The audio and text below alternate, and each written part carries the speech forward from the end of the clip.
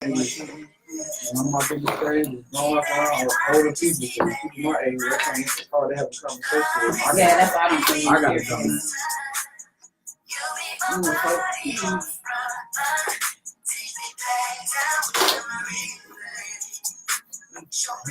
I'm gonna figure out this computer in a minute. I don't know why I can't figure that today. What's up, Murph? There we go. Y'all ready? Y'all ready to get this cracker lacking?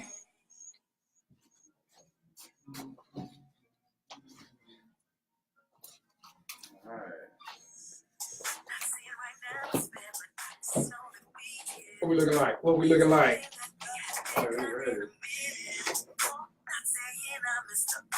What's happening? What's happening? Y'all need to go to Random Thoughts with DVP or go to Foxtrot Radio. Because if you're on my personal page, I can't see nothing that y'all doing. Nursing.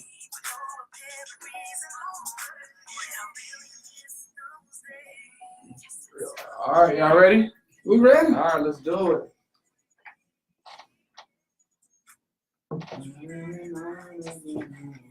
All right, coming in. And 5, 4, 3. What's happening? What's happening? Welcome to Random Thoughts with DVP.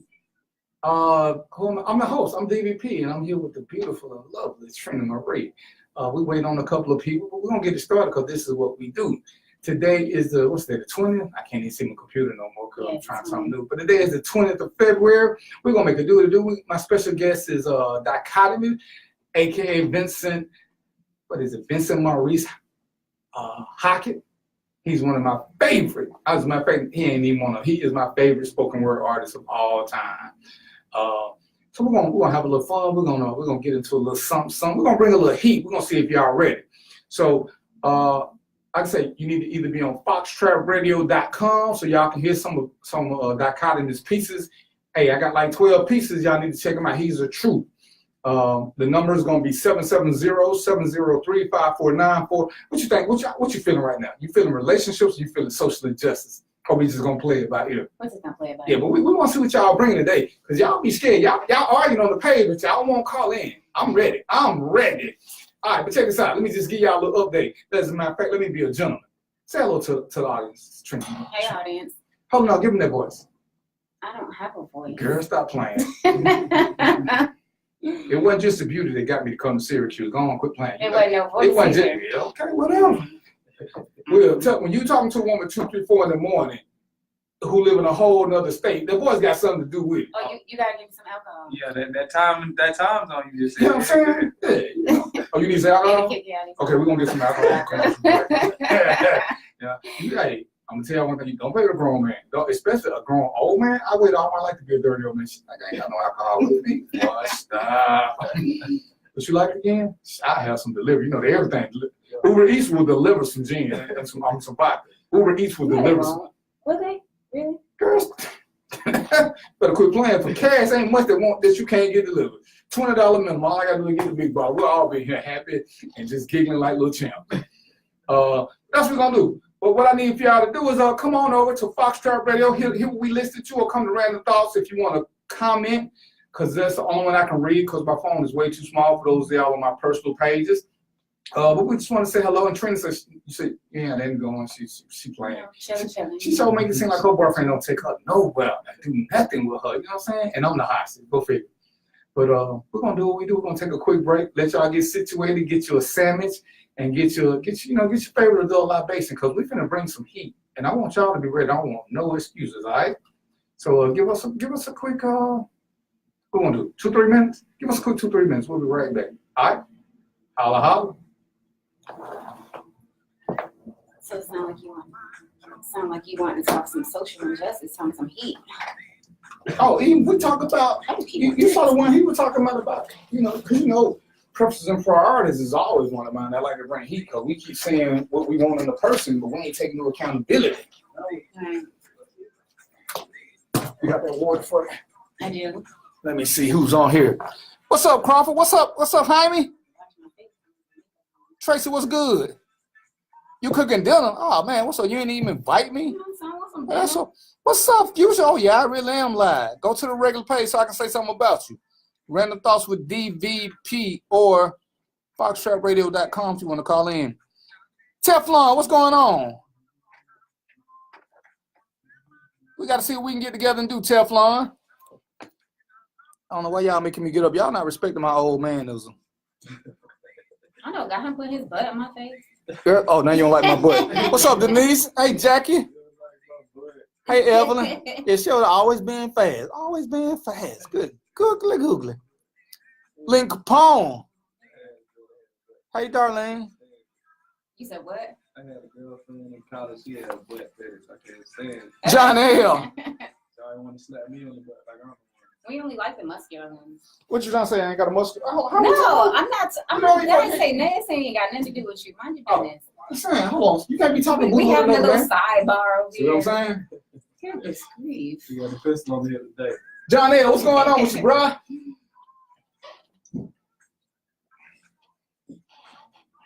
Yeah, I got on my good credit suit. You know what I'm saying? Good credit suit. Yeah, my good credit suit. Folks think I'm legit when I look like this. They only knew. He gonna get a light. He can get that grant like that. Yeah, you know, I'm like, oh man, this thing. He probably knows Hey, English. John. You want to switch your phone up? Nope, but I'm up to.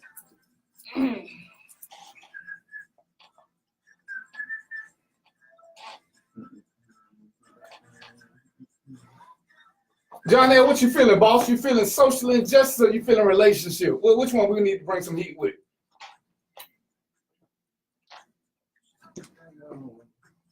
Which one? Like I said, if y'all leaving comments, because you can't call in or whatever, I need you to go to Random Thoughts with DVP, and I'm doing a live there. That way your thoughts will come up, your questions, comments, or whatever can come up page, and I can read them. I can't read nothing that's on the phones. So if you're on the Darren Bell page, I can't read nothing that you put. Uh-oh, they look like Pink. What's up? Real Kings Rock LA Pink. Can y'all see this? Can y'all see the bracelet? Not too far. Social injustice. The voice of reason said we talking about social injustices. Oh, no. Why y'all trying to get me in trouble?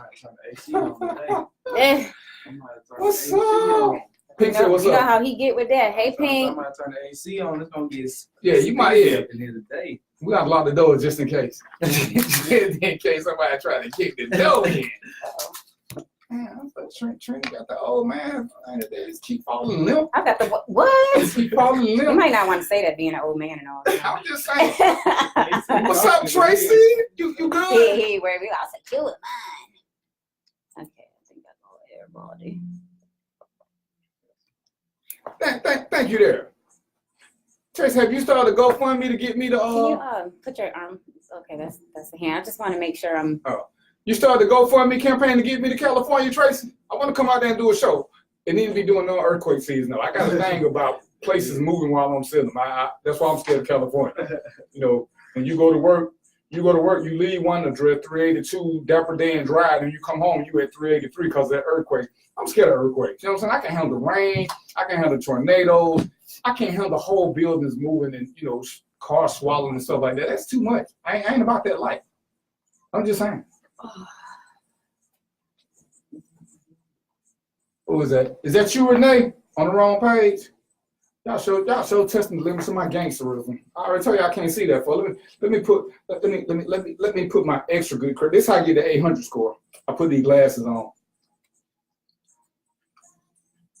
They don't work either. Y'all, it's just clear that I can't see y'all now. What's up, Vera Kelly?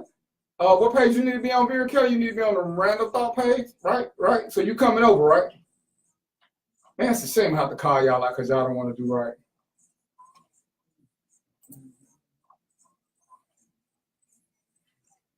I'm ready now. Y'all ready? You ready, Trina? Where she go to? Oh, she's talking to you, Shaka. Oh, but there you go, Renee. What's going on? What's up, Lydia Hightower? What's up, Mr. Hardy? What's up, Jerome Shabadoo? Love it. I'm gonna change my name to Shabadoo just because I like it. It's got to be easier to pronounce. All right, Vera, you know what you know what page you're supposed to be on? You're supposed to be on random thoughts.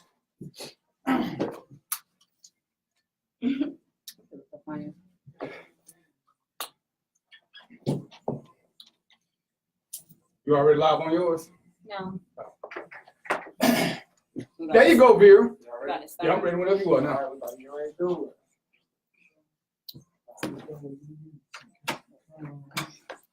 See, was that a porn scene? Yeah, it's much better, Vera. Say,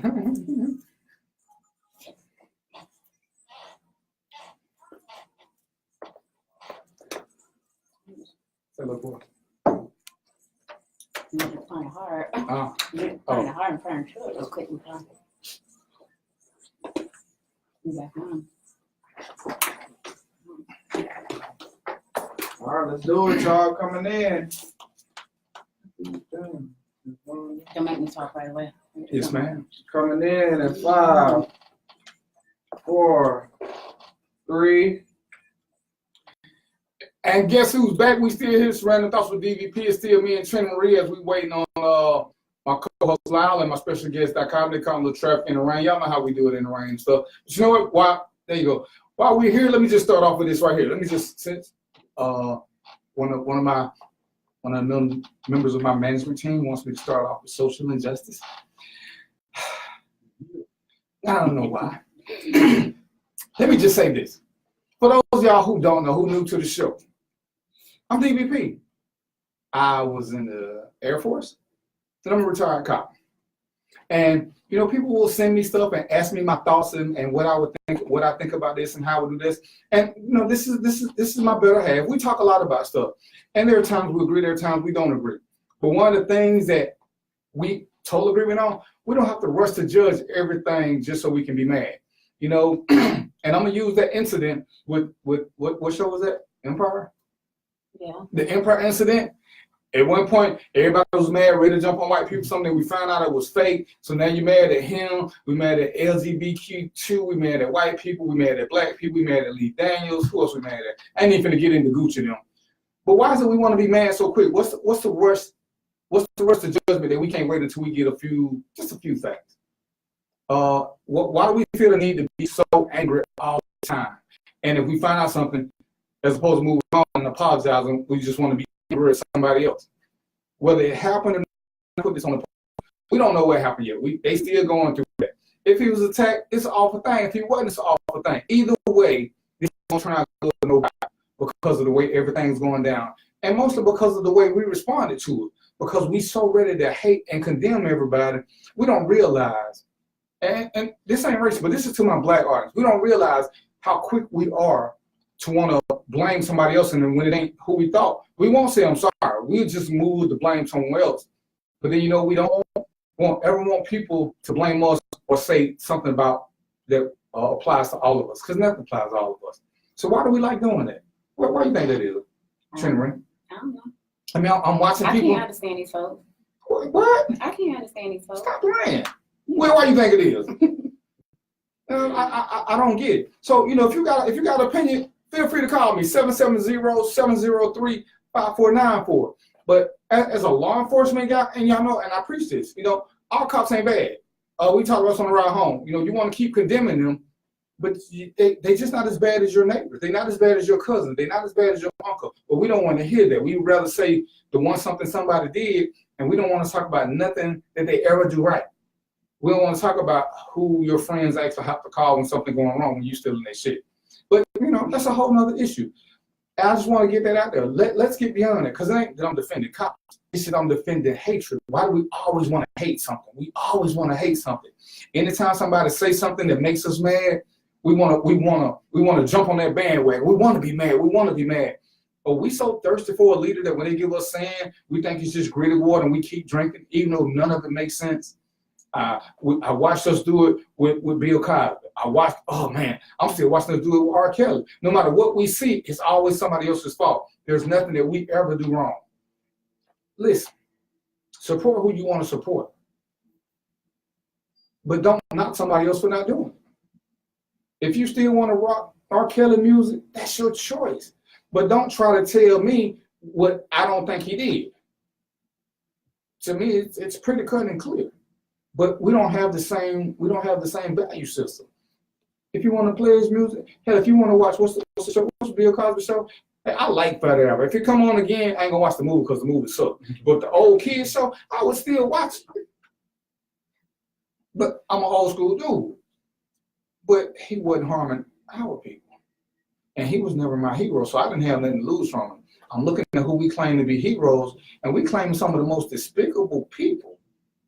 Because I ain't gonna call no names, but that school that was supposed to be built the first of the year, it still ain't there. Last name Johnson? And we won't call him out. And we keep saying every time we question somebody black, oh, you bringing them down. How am I bringing somebody down if I'm questioning? All I want to do is prove your point. When y'all call and ask me questions, I'll put up with all y'all BS. I'm watching trending page. She put up with y'all BS. You don't want nobody to say nothing that'll contradict your thought process, even if I can show you factual that it's not true. It ain't true, but you don't want to hear that. What's the phrase?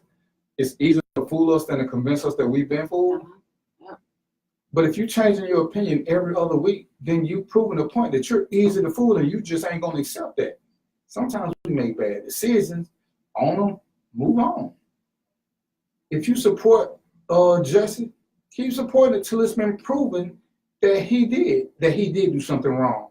If not, stay on that one. But don't keep flip-flopping every other week and then wonder why nobody values your opinion. Yeah, the way they just switched on him, that's just crazy. Yeah. It's like, damn, where's the loyalty? You know, y'all was all for Jesse at first, and then as soon as it come out that they, think you might be lying, like you said, it hasn't been proved. And like, damn, y'all just flip just like that. And the crazy part about it is you flip because the police said something, but last I heard, y'all didn't trust the police. Trust the police, right? So, and you know what I'm saying? I don't get, that's what I'm saying. Whenever it happens, I always wait. I like to wait a couple weeks because one, your attention span ain't gonna be that long.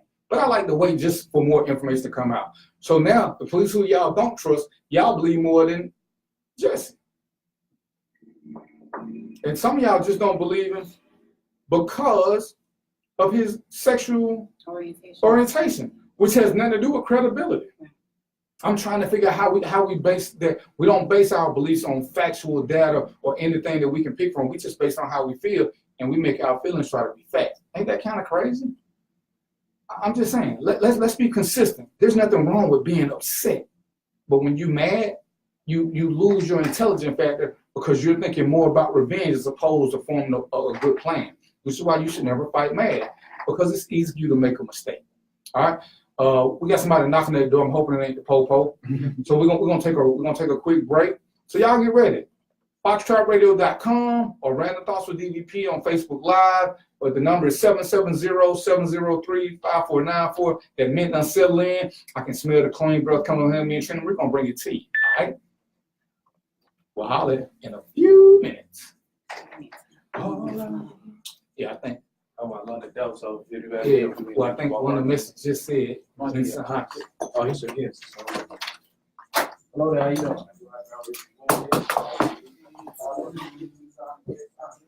Player from the Himalayas. You want to be here with us today? You want to bring him in now? Yeah, he might as well come on in. Oh no, he might need to run to the car because he's looking at the hand, and I like his fight. He's a little bit bigger than me. He's the Iron Man stuff, so he might be a little bit strong. So I'm going to stab him quick. You got 12 CDs in the hole. 12 CDs in the hole. Oh yeah. And this is The brother had me. I'm probably one of the few people that's got spoken word on my iPod playing in rotation. That's a valid question, because I was like, I don't even know if people listen to CDs anymore, man. But I got a download. Everything is all digital now. How do I get it? I can give you the This Trina. How you doing? This dichotomy. She know all about you. Very nice to meet you. nice to meet you.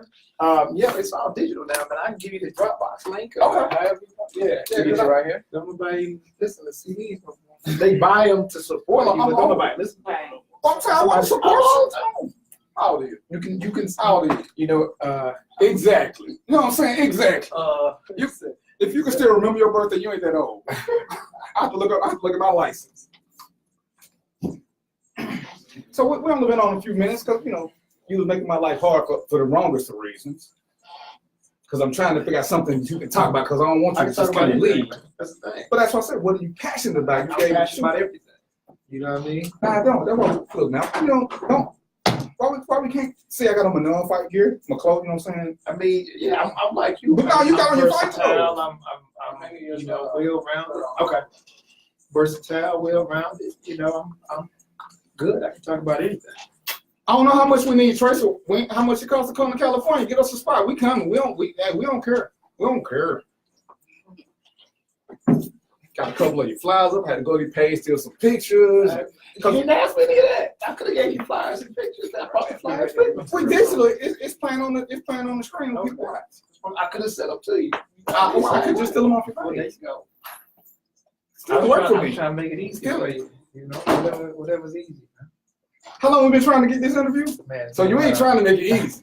It's been a We while. been doing this interview and we was trying to get this one. I still had black hair. Stop playing. What's up, Farad? Yeah, I ain't messing with you. What's up, April? What's up? Y'all know where y'all need to be. FoxtrotRadio.com or Random Thoughts with DVP so y'all can interact with me. I can't read that far. I keep telling y'all I'm old for real. They didn't say anything, but you just can't. I'm saying I can't even say hey when they come in because I can't see that far.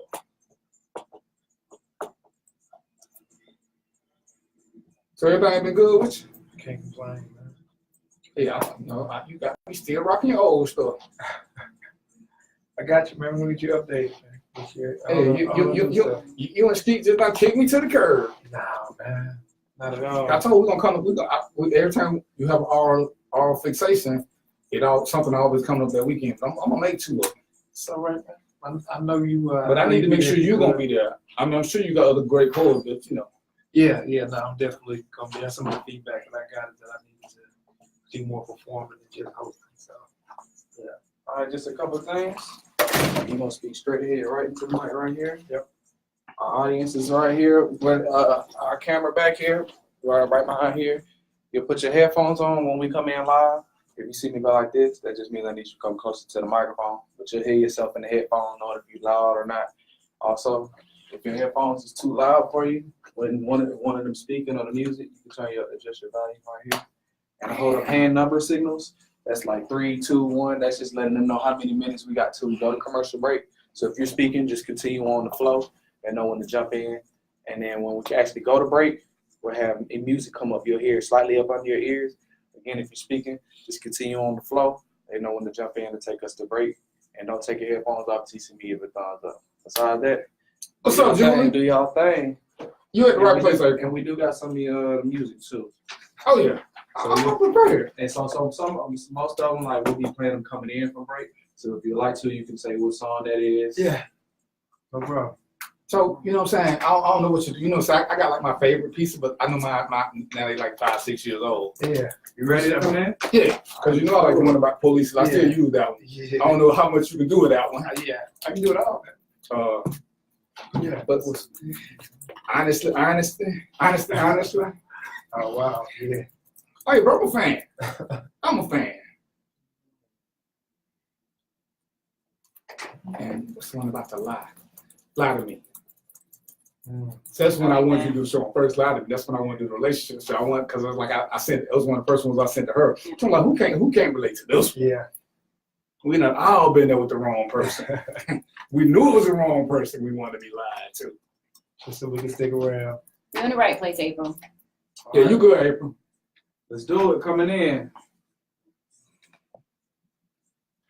5, 4, 3. Guess what? We back. Let me just say this right quick. I got the most evilest producer on the planet. How you come back to Al Green playing? I mean, that ain't even fair. You know what I'm saying? Al Green? Really? Al Green. You should have, come on now. You could have played some, again, I won't say this again. You should have played some Drake or something. I wouldn't even got into that. Al Green, come on. All right, we back. Random Thoughts with DVP. And I want y'all to meet my super duper special guest. This is Vincent Maurice. The whole government. But you had a song on there, right? Right. I listen to the whole album, all of them. Vincent Maurice Hockey, aka Dichotomy. I went to a spoken word event. I don't know who invited me, and this brother and Steve Rowe, they converted me. I couldn't even say nothing. So I've been trying to get him to come on and do a show with me for like 8 years, back when I had hair and, I had a real job, shit like that. And he was too big then. But, I finally called him. And sometimes, you know, you have to use your friends to get traffic stops, and when they get a traffic stop, they just bring them here instead of taking them to jail. So they hear. So what's going on with you, bro? Nothing much, man. I appreciate the opportunity. Glad to finally be here and we could make this happen, man. I'm excited. All right, finally. And, you know, he's going to do a couple pieces, but before I get, because I don't want to get in it and forget stuff.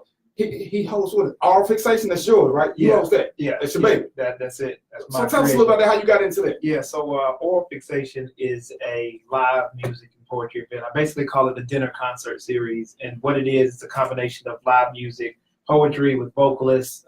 We've included some dancers, live artists, and even some comedians. And the whole idea behind it is that there's a lot of, you've been to a couple of spoken word events, Right.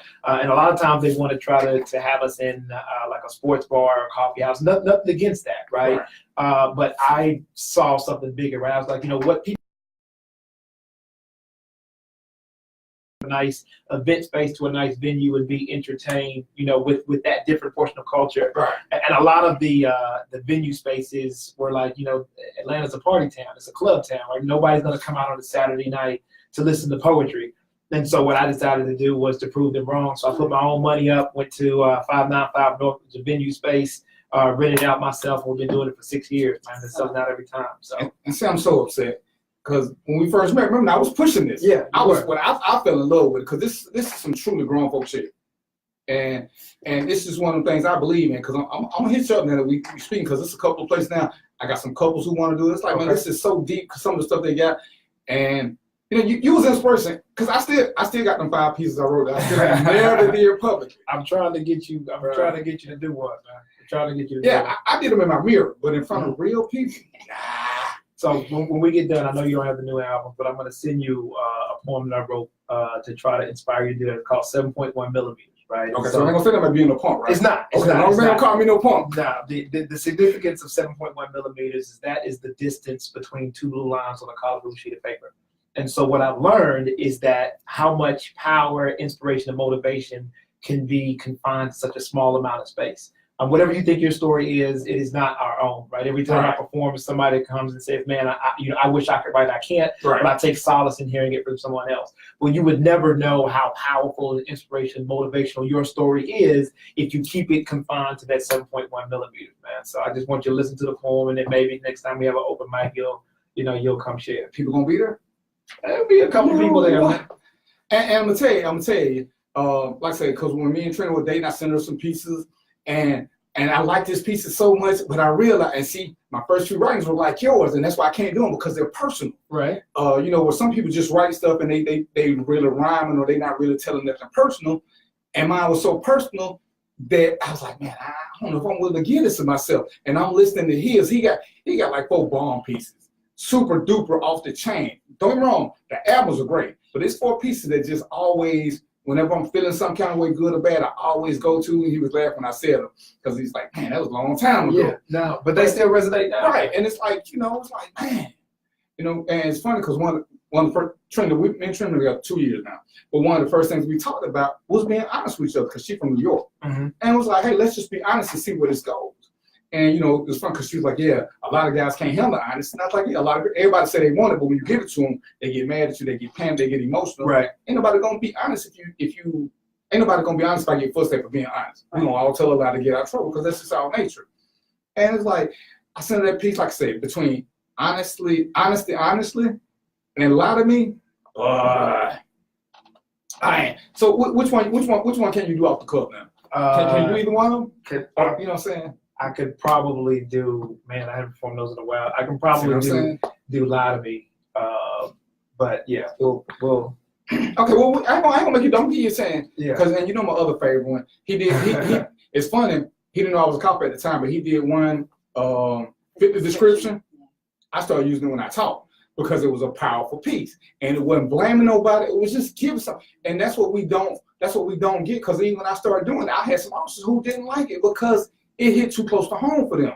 But we're doing the same thing that we claim other people are doing, and the piece was just without blaming, without name calling. He spoke about his family members being cops. So it wasn't like he hated cops. He was just making a valid point. Yeah. You fit the description of the cop who hurt us because you're doing this. And man, Yeah, that one I know I can do. Yeah, I was want- in there with a little while. Bro, I went to a little small town. I ain't even get to finish my class after I played. Yeah, I think that's something she do. Yeah. Oh, he gonna be more than one. You know, this the random thought show. We got the bullet. I got the bullet. Okay, well, for sure, and do that one. Okay. We'll put that one on that. We'll Yeah, definitely 'cause- get that one done. We thinking between the management team is voting that we talk about social injustice. I'm like, we're gonna do social injustice. That's the perfect piece. I mean, he got it on cue, but they don't hear it live on cue. So Right. I you know, so you want to take a break and get ready. You need your shot of water, shot of vodka, or how you want to do it. I'm gonna let You you. ain't got no vodka. You gonna keep telling me what I'm Yeah, I'm a dog nigga drinker anyway. Yeah. I'm a cognac, whiskey, You know. bourbon guy anyway. So. Every time I kick somebody say, you ain't got no space in the trunk, and you know, shit happens. Just saying, you don't never do there. Don't keep challenging this. This is wisdom. This ain't the let's call it hair club for me where you can order these. You know. Anyway, so yeah, you want what you want to do? I'm good. I can do it right now. You want to do it, or we can wait, or however you want to go. This your word. I'm just happy to be here. Let's see. We ready to get into social injustice? Because I mean, it's the best segue to get it started. So what we're gonna do is we're gonna do his piece, then we're gonna take a break so y'all can have a little something to marinate on for a minute, and then y'all can be ready to see what we gonna talk about. All right, go ahead. Give you need any? Do you need to hear it in the background? Nah. Okay. So let me just sit back. Yeah, be quiet. I always thought I looked unique. Long locks, brown eyes, caramel complected, noticeable legged, and I'm 6 feet. Okay, maybe I'm closer to 5'10" when I'm not wearing Timbs, but then I speak. Mastered 2 languages, English and Ebonics, because even though I graduated from college, I learned like lessons in the streets in lesson 1. Because apparently there's a whole lot of criminals that look like me. I mean, at first I didn't want to believe it, but then I figured it had to be. Otherwise, why when I ride down the road at night, I end up being pulled over on its side, pulling out my license for the officer to see? Obviously, I fit the description. And the officer must get this some secret lawman encryption, because when I ask him exactly what is the description, the answer is something that never seems to get mentioned. So now between me and that officer, there's growing tension, because surely his reason was legitimate for pulling me over. Checking my license and registration, using the CB on his shoulder, and the more times that pass, the more questions he asks. So my frustration starts to get bolder. Son, where are you coming from? Where are you headed? So when I ask him why it is that it really pulled me over, he looks back as if to say, look, I done already told you, you fit the description. Y'all listen. I have a black SUV with tinted windows that are somehow difficult to see through. And what's crazy to me is that it's amazing to see that apparently a lot of criminals drive that exact same vehicle too. I mean, it's true. Because it never fails that when I'm driving down the street, I end up hearing sirens wail and seeing flashing shades of blue. And the officer's trying to convince me that the reason I got pulled over was not because I was DWB, but because I was, quote, sitting in a parking lot by myself where there are known drug deals to occur. So he says, sir, that is the reason why I stopped you. So I paused. Let the entire conversation play back in my rear view before even allowing this to continue. So let me get this straight. I was sitting in my car at 11 o'clock at night. I never got out. There was not another car in sight. After 10 minutes, I drive 50 feet, turn right, and based off of those actions, you figure I might be selling narcotics. Or is it that you see somebody that looks like me in a black SUV and you figure based off that you need to stop it?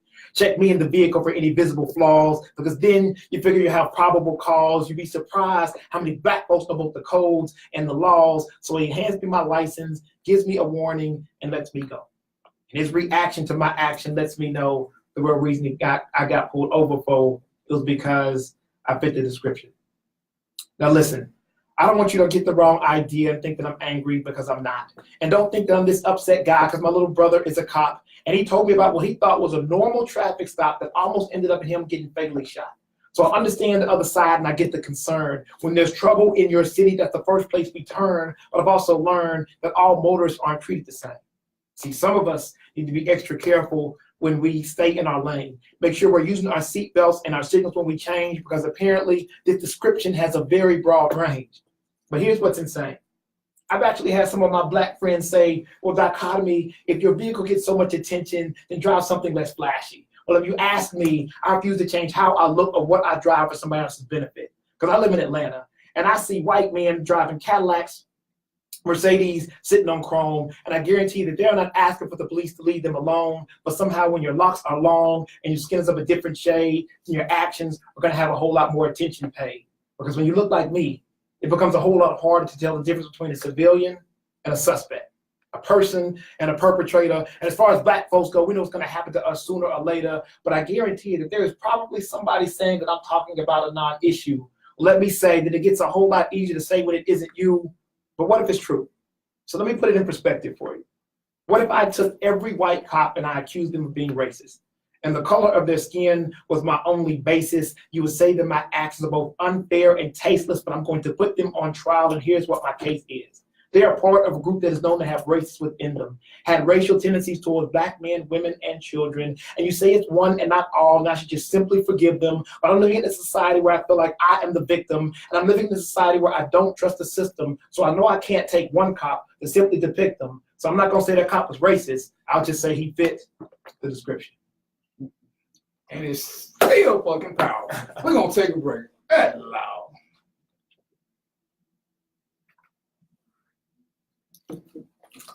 That shit is still the truth. That shit was hot as hell.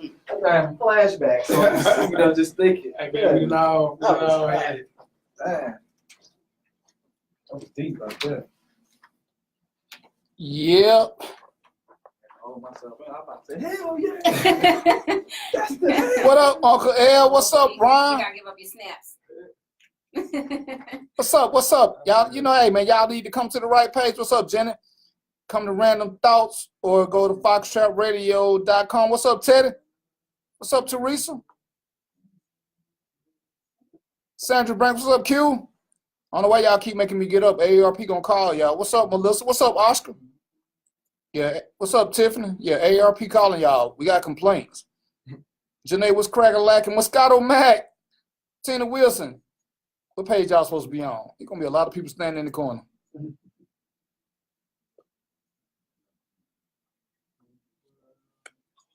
What's up, Tanya? Man, you heard about Mika? Mm-mm. You heard about she died? Yeah, she died. Almost a month ago. Really? Yeah. I'm not in the loop. Yeah, she, when she had a car wreck, she went back for a follow-up surgery. She didn't make it out. Really? Yeah, because she had already told me about hosting an event. I'm like, oh yeah, that I'm gonna be here, so yeah, I'm in now. I'm like, yeah, we found out who was actually one of my contractors Sunday. They just popped up on Facebook. So I had to call people to make sure it was legit, and because I actually did a radio show with her here. So yeah, that killed the whole. Because yeah, we was talking about your shit, bro. I see, I know that brother. I said, he's true. She like, he's a great artist. So I ain't never seen him make it. I just know his poetry. Right. But yeah, I'm mad. So why you ain't ask me if I want to invest in your fixation? I'm like, I was trying to get that. Hey man, I'm like, hey, it ain't too late. That's the thing. all right, we're gonna talk now, So, Carl. yeah. I'm trying to expand it. So I usually do it 3 times a year.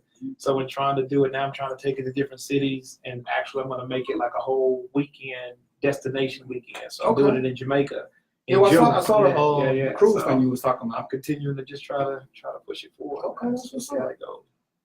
Yeah, because I'm out there in the country, and there's a bunch of us in the country. We're trying to find something we can all get together and do, because we don't want to drive to the city. Yeah, and it's interesting because in Florida there's a group of poets that started this poetry show called Small Town Needs Poetry 2, where they go to remote cities like Ocala that aren't major, that don't have shows like that, and they put on the shows, and it's it's wildly successful because a lot of events like that don't come out of there. So I'm definitely interested in doing some stuff like that. So yeah, because it's so funny. What we was doing today, I said, they know that we're not consistent. I said, dude, if you look at it, I was picking up every week. We got people come from North Carolina just to come to this. That's how popular it is. But you look for instant gratification. Yeah, it ain't because people ain't gonna come unless they know it's gonna be consistent. Right. Because they call me, it's like, man, we should have stayed. I tried to tell you that. Right. You're doing Social Security. I can tell you what will work. You just gotta give it time. Right. Oh, that sound like you. They go. Oh man, you didn't have to pull that one out though. You have to pull out that.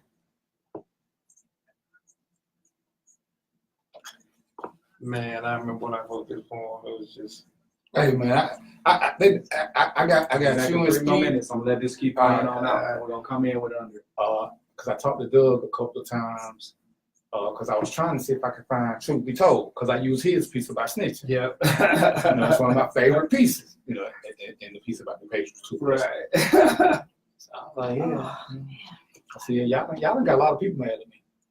Hey man, it's, I admire your ability to kind of see both sides and be, strong enough to really kind of to do that. I can't have a conversation with my little brother. You know what I'm saying? And he's a police officer just because he only sees it his way and the only way, and that's it. So you can't even really have a real conversation about it. So I just kind of let it go. So anybody that used to be in that and was part of that fraternal order at some point that could still step outside and see that, look, man, it's these things do exist, Right. and that's And to me, that's the commended. crazy part. It's like, I've been black all my life, so I know that part more. I was caught for 22 years, but I'm 53, so 22.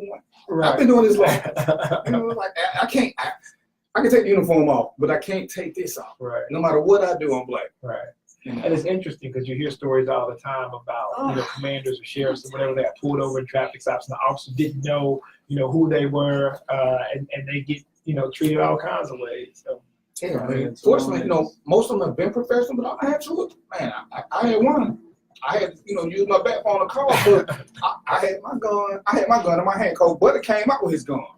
I said, I don't want to be no shooter, but I ain't. right. Richard Price, I ain't gonna be the one to get shot now today. And I ain't doing nothing. Right. Like, why you pulling me over? I asked the question. I just rolled my window back up. Because I know the bullet deflection, when you shoot through the glass, they don't hit. But I'm going to get hit with the glass. But you ain't. I'm like, man, nah, I tell people, it's certain. So again? Oh. You got so many. They up there too. Because I ain't take the Jamaican. Yeah. Yeah, I like the pink suit. Yeah, because then I ran into at the all-white event with Dwight Eubanks. Because I'm actually a model for him. So Yeah, I say you get your model up. yeah, Man. I'm trying to do a little something. You know what I'm saying? I ain't gonna do. And so I went to California to do spoken word. I don't know if I ever told you. Well, I went with a client. I had looked. It's a couple events scheduled. I'm like, California's a perfect. I don't know nobody. Right. I'm gonna go do my thing. I'm gonna walk out of the car. I ain't staying. I'm gonna do my thing. You do it. I got there, and same thing happened. It happened at backstage. The first somebody looking at their phone, they stopped. They stuttered. The phone went off, and they panicked. I panicked for my life. Man, come on, man. I can't get past that part. What happened? Because I'm looking. Okay, they reading a new piece, so they use their phone, so I can do this. Even though I got most of it memorized, but as soon as they panic, that shit is a transfer in the energy. Yeah. They panic. I start sweating. I was like, all right, that's it. It's a wrap. Look, man. Apache's closing. He's still in Atlanta. So next month I'm not is here. Oh, damn! I got my headset on. I can't hear words. Don't tell nobody you coming. I can't hear words. Just come, but don't tell nobody you coming. You won't know nobody. Okay, there you go. 5, 4, 3. What's up? We are back. This is Random Thoughts with DVP. I'm here with the awesome Dichotomy and Trey Marie. So we just having an off the record conversation. We're gonna take it to y'all though. And y'all heard the piece, I hope. And I want to just talk a few things about this because somebody asked me about traffic stop and just about police in general. And Dichotomy said something. Because I just happen to be black and I've been this way for a minute or two, I can actually speak from both sides because I've been that guy I have felt threatened before. I can't say it happened on a regular basis, but there are bad people in every profession. But let me just tell you this now: anytime a cop pull you over, if you're driving, there's only one thing that they can ever make you do: the driver has to produce a driver's license. That's it. Well, for that, they have to tell you why they stopped you. Okay? They have to tell you why they stopped you. Now the trick question, let me give you a quick little law and order class. I pull you over. Sir, I see your driver's license, proof of insurance. Do you know why I stopped you? No. That's a trick. They cannot, by law, ask you that. And I'm telling you now, and they're going to get mad at me, but if you tell me why I stopped you, I can't use it against you because I don't read you your rights. Understand, when I read you your rights, I tell you, I'm thinking that you're involved in a crime. Anything that you say can be used against you. If you say it before that, I can't use it against you now. That's why if you ever get stopped by the state troopers, they tell you what they stopped you for first, so you get a chance to get any before you get any explanation out of like, hey, I'm trooper so and so. The reason I stopped you is because you crossed the center line, yada yada yada. Ain't nothing for you to say then. Now some of them be triggers like I pulled you over for speed, I clocked you doing 85. He's like, I was only doing 75. It's still against the law. They gave you a reason, you gave them a better reason, because now you admit to doing 75. Don't argue with speed. Just say whatever. But they have to tell you why they stopped you. They have to. If they want to search your car, know this is the law. They cannot search your car unless, and if they give you a ticket, they can only search for what the ticket is related to. So if I give you a ticket for DUI, I can only look for alcohol. Okay? That's it.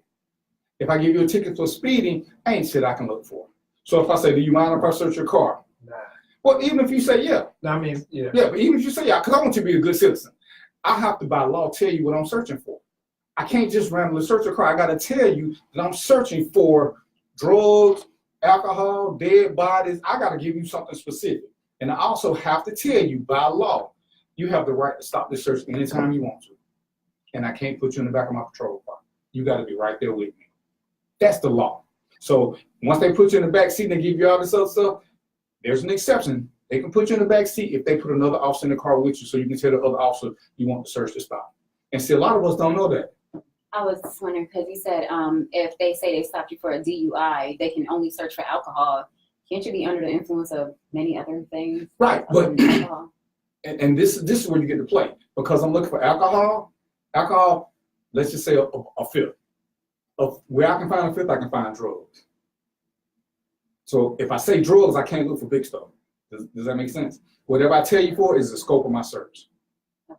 So I want to make my scope as big as legally possible so I can find small stuff. If I make my scope small, if I say I'm looking for crack, then I can't move certain things.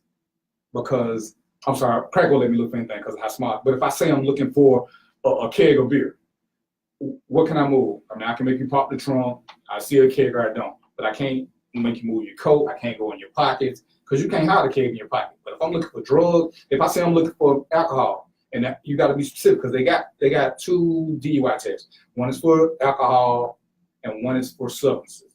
I think it's driving while impaired. And they got to be specific, but this is on them. So, but they got to give you the lead. They got to give you the parameters. They can't just randomly do stuff. And this is where we fall prey because we start arguing and fussing and fighting. The first most important thing is the stop has to be legitimate though. If I stop you for simply crossing the center line, everything I'm doing after that is reaching. And I talk about this all the time. Search versus frisk. Search means I'm looking for contraband. A frisk means I'm looking for weapons. If you're in your car, what weapon is it illegal to have? I'm asking y'all now. What weapon? I don't know. Okay, I don't know the it's law. really, you can have any weapon you want to in your car under one circumstance. I need your license to make sure you're not a convicted felon. Once you're a convicted felon, the rules change. But once I run your license, if it come back that you're in a convicted felon, me look for guns, it has no bearing on anything. Whether they're yours or whether they're your neighbors, it don't matter whose they are. The Constitution says you got a right to bear arms. It don't say you got to have a license. It don't say you got to have none of this stuff. A car is an extension of your home, yada, yada, yada. But when you get pulled over, you need to know what your rights are. Don't say that TV said. Don't tell me what I should have been doing. Don't tell me what I could be doing. Because if you were speeding in front of me, you kind of interrupted by now. But this is one of the things where you got to know and don't be saying what your cousin Ray told you. And I tell people this all the time. If you get pulled over, have one of the little apps on your phone where you can start recording from the moment the lights come on, record from that point on. That will tell the whole story. If the officer come up and does a good job, you know what you do? You just delete the record. But if you come up and, I'm going to use dichotomy because I don't want you to say I'm beating on you. Because you'll try to turn into domestic violence. But if I start manhandling him some kind of way or saying things out of pocket, he got to record it. And the state law in Georgia says he can record anything he wants to as long as he's a part of it, period. That's the law. He can record anything outside as long, all you gotta do is flash the camera at him, and he can record anything he wants to. He don't need nobody's permission as long as he's a part of the recording. And that starts at the point where you have already stopped and pulled over and everything else, right? Because the laws now, right, you're not supposed to have your phone, not supposed to have it on your lap in your possession at any point while operating the vehicle, right? So you gotta ensure that you know that it's Right. stopped, pulled over, everything is done, and then you can kind of pull it out. And that's what I say. Once you pull over, you want to go ahead and start recording it, because the officer's not going to jump out the car. But go on and start recording. Put it on your dash. Put it right there on the little whatever it is, because you really want the audio more than the video. If you can get the video, fine. But you want to go ahead and start recording there, because his is supposed to be started. Some of the agencies that I reviewed, one in particular would raise the hood of their car, so you couldn't see what they was doing. Wow. But nobody ever complained about it. It's like, why they always raising the hood? You only need to raise your hood when you're going to be somewhere for a long time. You want your car over here. We're not sitting over that long. And it was only 3 officers who was doing it, because I looked, it's like, y'all don't think this is slightly suspicious. Well, they said, come on. And they keep getting complaints. But even the citizen review board never said a word about it. Hey, if they don't complain, it ain't for me to complain for them. But what I want us to do is understand, when you have a valid complaint, how not to fear that complaint. And, people message me and I say, well, this is this, this is this. Well, y'all keep, no, we won't. Where you from? You from here? Oh, you're from Nashville. Yeah. But during Brown going to jail, lots of officers in Georgia have gone to jail for violating rights, because we ain't keeping those secrets. Because the law said, if I protect my brother, we can go to jail together. Guess what? We don't make good inmates. I don't look good in them blue pinstripes. And even though I like orange, I don't want an orange jumpsuit.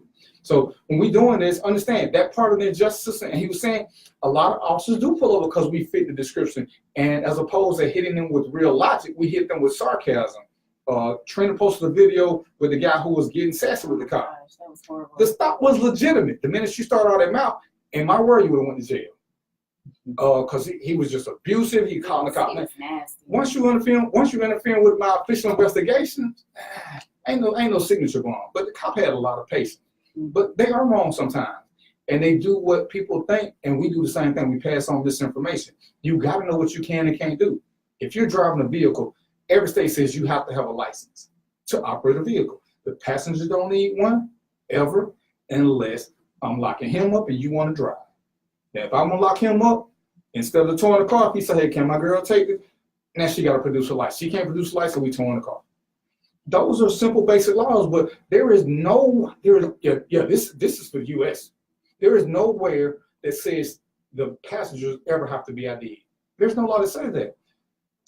Even if you live in some of these cities that have curfew laws, most of the curfew laws apply to minors. So damn, I went to jail for nothing then. For real. Like I was a passenger. Got me up and everything. What was, give me a little, I'll tell you, what did they lock you up for?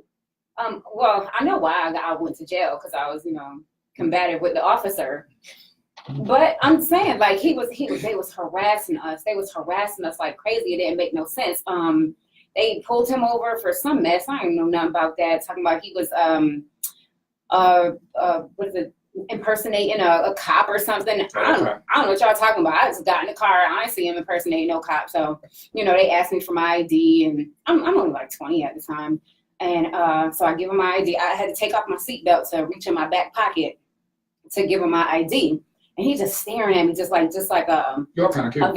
It was a very intimidating, Right. like, stare down.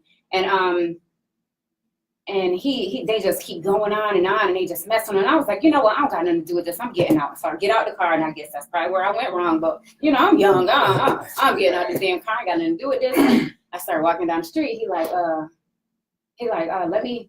I was like, oh, can I get my ID? He was like, I'll give it to you when I'm doing it. I was like, fuck it, bitch, then keep it.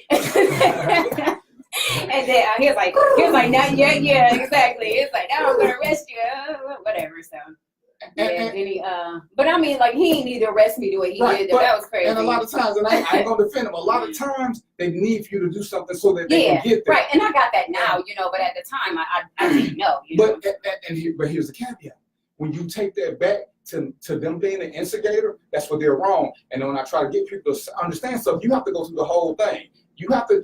If he didn't have a reason, I can ask you all the questions I want to. If I say, hey, can I talk to you for a minute? I teach this now. Can I talk to you for a minute? We just on the street. If you say no, guess what? Ain't nothing I can do. Nothing, because I asked you a question. Now, if I do have something when you fit the description, my conversation is different. Hey, sir, I need to have a conversation with you. I need to let you know that you don't have options. But when I ask you, do you want to? That's an option for you to say yes or no. There is no law that says you ever have to stop and talk to any cop, period.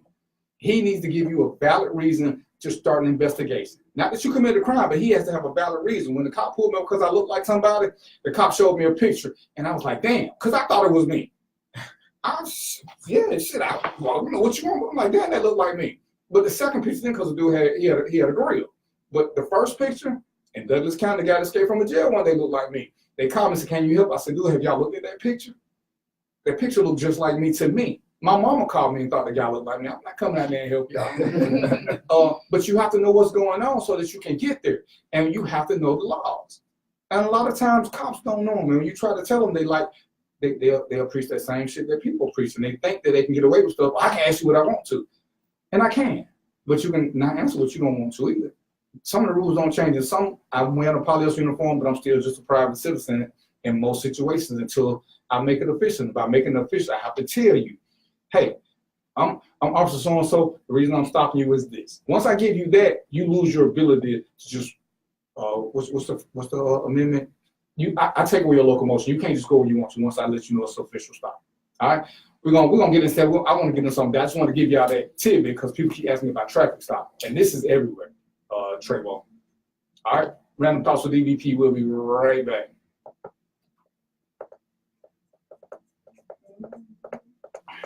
So say you said that when the police pull you over, when they ask you, do you know why I pulled you over for? You said that's a trick, right? Yeah. So how do you handle that situation? Tell them speeding because they can't use it against you now. Okay. That's why they got to tell you. But what if you weren't speeding? Well, I'm just saying, it's a trick question. And you know, because they'll write down, you can't write down what I say if you don't read my rights. And that's why I say, if I'm arresting you and I know that you did something, I'll never read your rights because I ain't asking you nothing. Right. I'm arresting you for murder. I don't have to ask you nothing. I'm asking you your name. Just tell me what you want to put.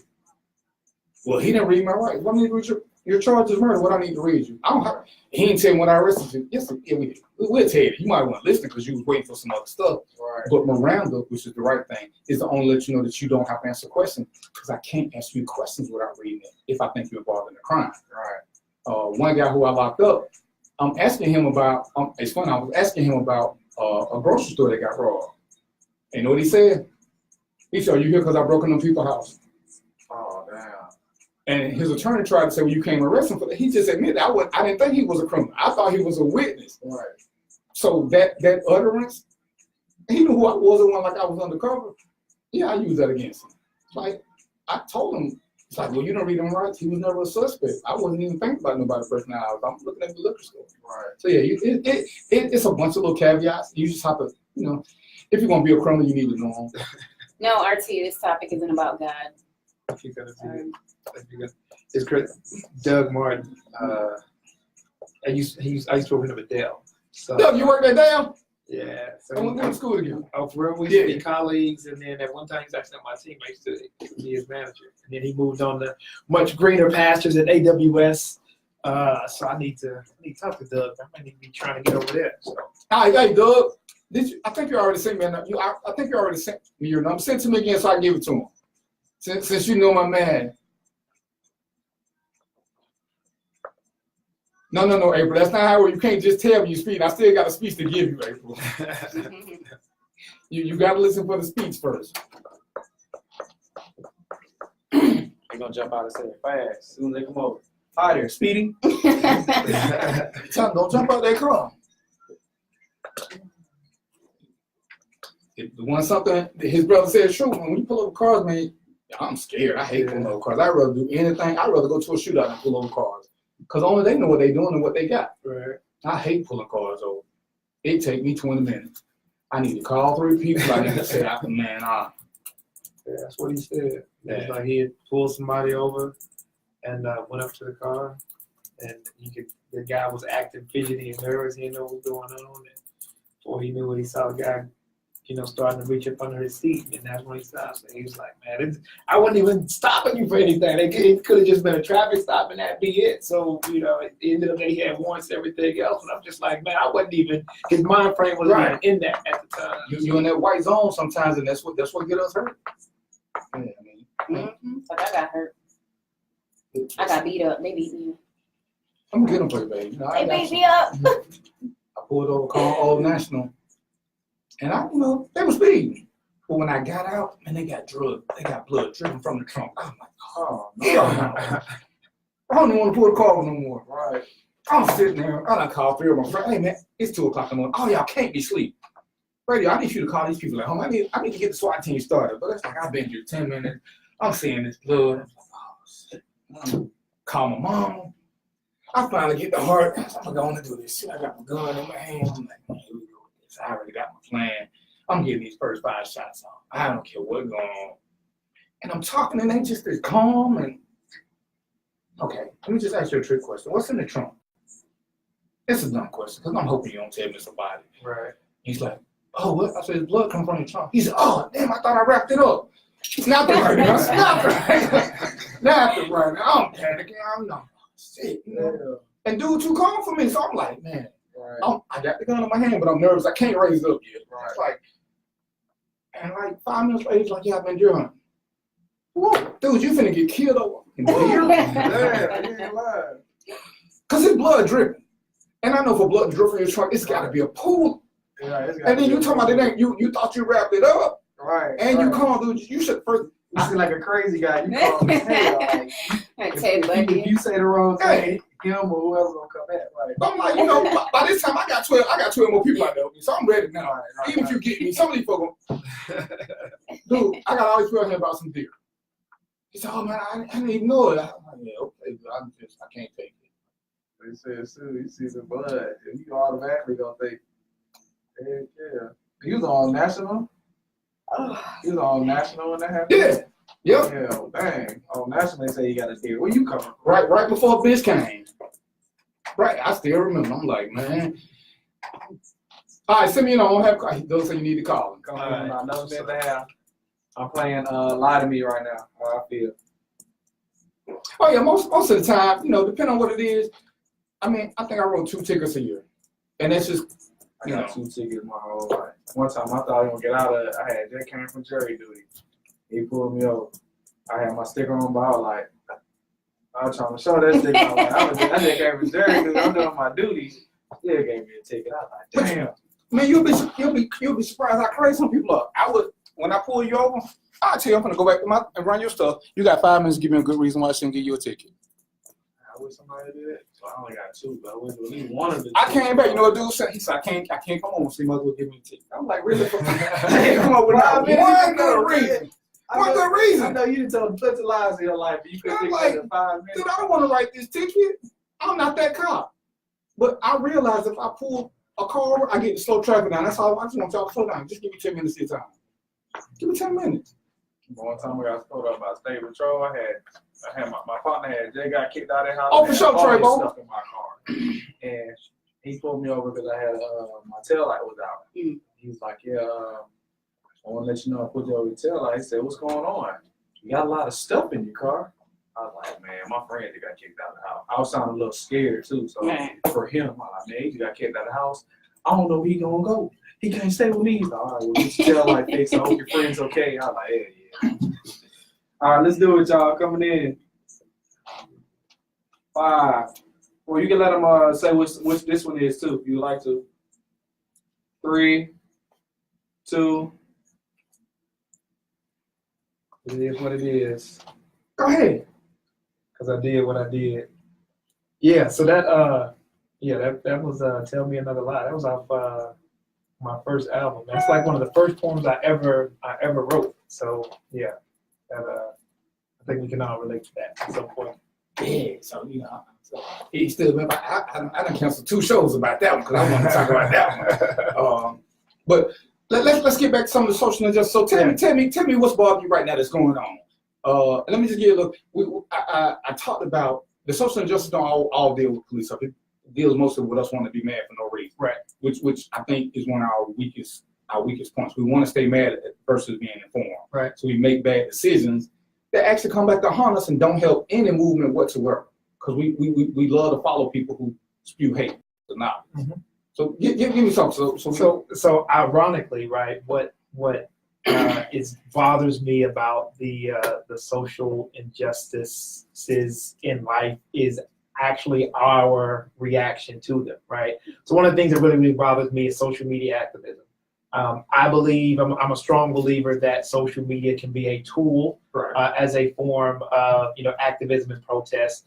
but it can't just be that. So there was a poem that I wrote a couple of years ago, and really it dealt specifically with that. Is that we as Black folks in particular have an issue with being able to protest or be active about a particular subject and kind of stick to that until there is some tangible resolution to it, right? Because we live in this day and age where we are looking for instant gratification. And so when it comes down to it, right, so it isn't something that we can stick to, right? So you look at just what's happening now, right? You look at, are we still boycotting Papa John's and Chick-fil-A and We're supposed to boycott Gucci? Chick-fil-A? Take it back, bro. You heard her change no voice. She's like Chick-fil-A. Yeah, and that's and going to your point, right? In a lot of instances and a lot of times when these things occur, we aren't very informed about kind of what is, about what's going on. I think that's really kind of my issue with it, is the fact that it all started for me with Troy Davis, right? So a lot of people don't remember who Troy Davis was, but Troy Davis actually was a Black guy who was on death row. Right. He was going to be killed or executed on death row, and so there were a lot of people that went down to South Georgia to protest and say you shouldn't be killed. And the reason why, and they had everybody from one of the popes to ex-presidents saying that this shouldn't happen. And the reason why is that he had gotten convicted off of a law that said there was a singular eyewitness. There was a single eyewitness who ID'd him and said he did this crime and he committed this murder. And then that eyewitness later recanted. Right. And so what they were protesting was saying that law needed to be changed, right? That they wanted to change the law, and they were using Troy Davis's case as a reason to do that. Well, ultimately, Troy Davis ended up being executed anyway. The governor did not grant him reprieve, and then that was it. Like, there was nothing else that was ever said about that law. Like, everybody, there was thousands of people that came down and to try to save his life, but the tangible resolution or the issue that they were trying to address was that specific law, right? The same thing with Trayvon Martin. Right. A lot of people, and a lot of the big argument was around stand your ground, right? The stand your ground law. So it's like, hey, this happened, it's a tragedy. Even though he got off, there should be some issue with the stand your ground law. Nobody's even still fighting for that anymore. And the reality of it is that if they really go look at it, he didn't even use stand your ground as defense. He used self-defense, as for, but again, going back to what we're not informed. So I don't really want to go into the nuances, but my issue is that, if we feel strongly about something, if we feel passionately about something, we have to understand what the issue is, what the tangible resolution is going to be, and then sticking to it until that resolution or some type of resolution occurs. Right, that's something we were actually talking about last week. If you're going to boycott, there should be an end goal. There should be an outcome that benefits us somehow. Don't just boycott just because you're upset in the moment. We were watching the news and we seen that the kids that were involved in the Parkland shooting, they got 67 new laws down there since they started the activism from last year, but they're sticking with it and they're getting results, where we just get upset and then on to the next thing. And that's one of the things we always talk about, is that I'm cool with boycotting, and y'all keep saying I'm not cool with boycotting emotionally. If you're going to boycott, one, you got to go to the agent of change, which is why I was always against the NFL boycott. They have nothing to do with cop killings. To me, that had to be the dumbest connection. The nexus, you won't, and I say it every time, but every cop killing that we believe to be real, when the cop gets acquitted, one, nobody ever calls the judge's name. Judges got total authority over that. Two, we don't call the DA's name. I've talked about this over and over again. It's going to be hard to convict a cop of murder without a lot of stuff, because the murder statute says you have to prove intent for a cop. For me to prove murder against you, all you got to do is have a gun and shoot somebody. Right. Cops are supposed to have guns, so you can't prove the intent. If he goes to the liquor store with a gun, that's not normal. When does a cop ever at work without a gun? So you can't prove that he ever had intent. So when your activists tell you this, they play on your emotions, because the crime is still ag assault or aggravated battery or violation of oath. It's never murder unless you can prove intent. Like with the LA thing, where they had them passing messages about them looking for a black guy to do something with. That was why they went to prison.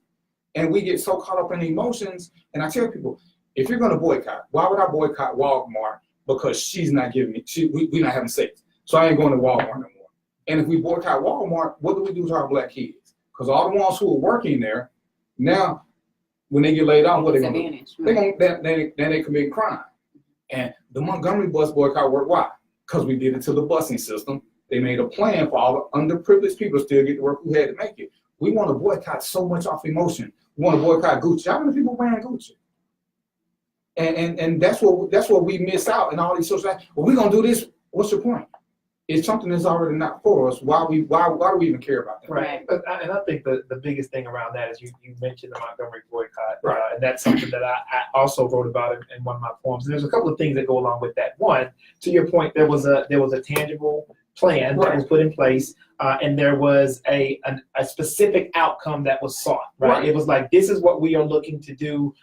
We want to be able to get on the bus and sit anywhere we want. And so you had that tangible outcome. And then in addition to that, because you had all of those things, you had the entire city that bought into it, right? The problem is that for every black person that you're going to say you should boycott the NFL, it's going to be a black person that says we shouldn't, and everything else, right? So the ability to have everyone act on one accord is also, kind of missing in that structure as well. And so I think that, when they say boycott Gucci, or when they say, boycott Papa John's, or all these things, well, what's the tangible outcome? Yes, you want to affect their bottom line from a financial standpoint, but what is it they're supposed to do? What is it that you want to see from them in order to address those issues? And I think that's the reason that there isn't really a whole, which like we're all getting involved, because like you said, what is the outcome? What's the end goal? I don't wear Gucci, so am I really boycotting? No, I'm not. I'm just not shopping there like I've never been shopping there. And and a lot of people, they say, well, we just want to hit them where it hurts. We want to hit them in their pockets. So your goal is just to make them lose money that they're not getting from us anyway. But I mean, even if we think it's legit, I think what we lose a lot of times is when they came up with Dove for a parts commercial that somebody pieced together, but the commercial was never nothing like they gave us the information where they made a black woman turn white. They used 3 different people. It was a bunch of other stuff, but it's like, hey, we're going to boycott them because of this. Right, because they used the picture, and then when you actually go look at the ad, that's not what it was at all. So. And we have to learn that everybody ain't going to never agree on the same thing. All we need is the masses, because ain't nobody going to always agree. It's going to always be somebody who, for whatever reason, we can say we ain't going to shop nowhere for 24 hours, whatever. But if your nephew be hungry, what you going to do? You not going to feed him because you on this boycott? I mean, sometimes shit happen and people have to break it, but it don't mean, him breaking it if one person breaking it caused it to fail, then it was never a good plan. But we don't have long-term plans. It's like we got a microwave thing. Let's just do it because I'm pissed, and we'll figure it out from there. We're gonna boycott Gucci till they get a black design. The prices ain't gonna go down because of the black design, because that black design ain't gonna control the price. So what's the real reason for boycotting Gucci? And all I want to do is have a plan. Wasn't the Dapper Dan a designer at Gucci? I don't know. But I mean, the point is if people are not marketing to us, why do we get mad when they don't market to us? Like the example I gave for the girl who bought some red bottom shoes to prove to the clerk she could afford them. How stupid is that? You gave her a $200 commission to prove you could afford some shoes. Yeah, you really think she learned the lesson? Yeah, I mean, like I said, I think it really kind of goes back to having a purpose in your action, right? And saying, okay, this is what I'm trying to address. This is the tangible outcome that I'm looking to have, and then executing against that plan. Otherwise, are we still boycotting Houston's? Whatever happened with that? There's a number of different things you can kind of go through, and it's frustrating, right? Social media can be a tool to get the activism across, but it can't be the only thing. And you have to have some type of tangible resolution. Otherwise, it's all for nothing. So. Right. And when you ask people why, they can never give you great reason. They'll just say because they did this, because they not respecting our dollar. Well, some of us don't respect our dollar. I mean, but give me a reason why we should do this, because then I can bring in my crowd. But if you're not giving me something, and the worst thing I hate, and I go through this a lot, when people ask me why. If I ask you to do something and I can't give you real reasons other than my emotion, then drop me too. When I tell you, if you want to make change to police departments, one, get on the civilian review boards. I don't want to do that because you got to start watching reality TV. Learn what they do. Volunteer to go to the policing academy so you can see what they got to do. So you'll stop saying stuff like we get trained to get spit on. Go and see what it is, then sit on the review board and then make an informed decision. If you go to jury duties, you'll learn a whole lot more about the law than you will on law and order. You'll learn why sometimes you can't get convictions because the law that they're being charged with ain't what they violated. But we don't want this education. We prefer, in my opinion, to talk hood justice, what we think. And it's wrong, and then we get mad because we don't see an outcome that we desire. But if it wasn't the right thing, because now I'm in jury duty, and they giving me these little fine points. Oh, but that ain't right. Well, next time you get to vote that out. What do I keep saying about Florida? That stand your ground law that got Trayvon Martin shot is still there. Right. Now, these high school kids just got laws changed about guns because they stuck to it. We don't even talk about Trayvon no more. And we're so quick to get unfocused. Whereas, and I'm gonna stick to this, he should have a cause, I should have a cause, she should have a cause, we should have a cause. We're responsible for our own causes. Then we can get together and we can attack the system as a foursome while everybody's taking up their own thing, because there are gonna be peaks and valleys. But you got, if you just gonna care for 2 weeks, everybody can wait us out. Right. And the big thing, to your point, I think you brought it earlier, is the misinformation and understanding where true change comes from. Right. So for, like, as a community, we are angry at police officers, and we have legitimate reasons to do that. But the reality of it is that police officers are only enforcing laws and policies that have been put in place. Right. Us being upset at police officers is never going to change any law or any policy, right? We have to go to the lawmakers who are making those, both in our communities, in our cities, and state laws, and so on and so forth. I think that's really kind of what is missing. But yes, we can be upset at the stop and frisk law, but us, getting mad and marching on police officers is never going to do anything, right? It is, who are the people who are making those laws? Who are the people who are we voting in the office going to be able to do that? If you ask a lot of people who their senators are or who their state representatives are, they can't tell you, right? And those are the people that are. I mean, you can look at Trump as a president and as a microcosm of everything else, but the reality of it is that the laws that affect us day to day, like in most instances, state laws, have a greater impact. State and city community laws have a greater impact on us on a day-to-day basis than federal laws. Exactly. From that instance, but we don't know who are making these laws or don't have the ability to impact that. And unfortunately, even if let's just say they do know, for some reason there's like this big belief that our vote don't count. So when you believe that your vote don't count, you're not going to go vote. When you feel like you don't have any power, you're not going to try to exercise any power. You're just like stuck in a victim mentality, and I see that in a lot. So it makes sense that nobody's going out and really trying to change anything, because they feel like we can't do anything.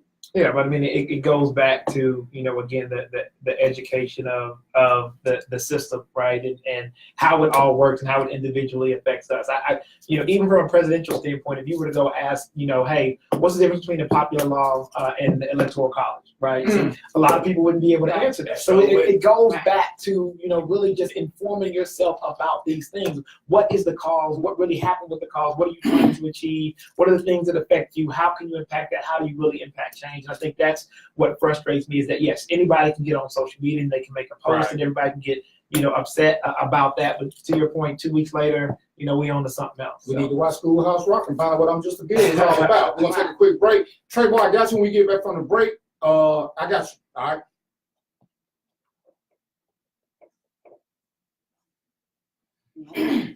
I think we're comfortable being victims. Yeah, man. Folks get mad when I try to tell them this is all you gotta do. Yeah. And they'll fight him. We feel like after we finish, y'all won't go to court and let the judge look in y'all system. We feel like we don't need to learn. Right, we don't need to learn anything else. But then y'all flip and say, well, I ain't heard. They don't teach us nothing in school. You still want to learn what you need. Right, and then you try to teach them, and they're so resistant to learning anything. It's like, it ain't right. It gotta be right. It's the law. If you don't like the law, next time you voting. That's why I want to deal with kids. It's easier to get to the kids. You look at it, and I didn't want to say because I don't remember his name. But there was the young man who ended up because if you teach the kids younger, they soak it in, they sent and then him back. They did a documentary on Netflix. I can't remember his name, but he went to Rikers because they said he stole back. He didn't have the money to post bail, so he ended up being in Rikers for like over a year, solitary confinement, all these things. Then once he finally got out, he had been so affected by his time that he ended up committing suicide. Right, so there were all of these people who was like, what are the laws for juveniles in Rikers?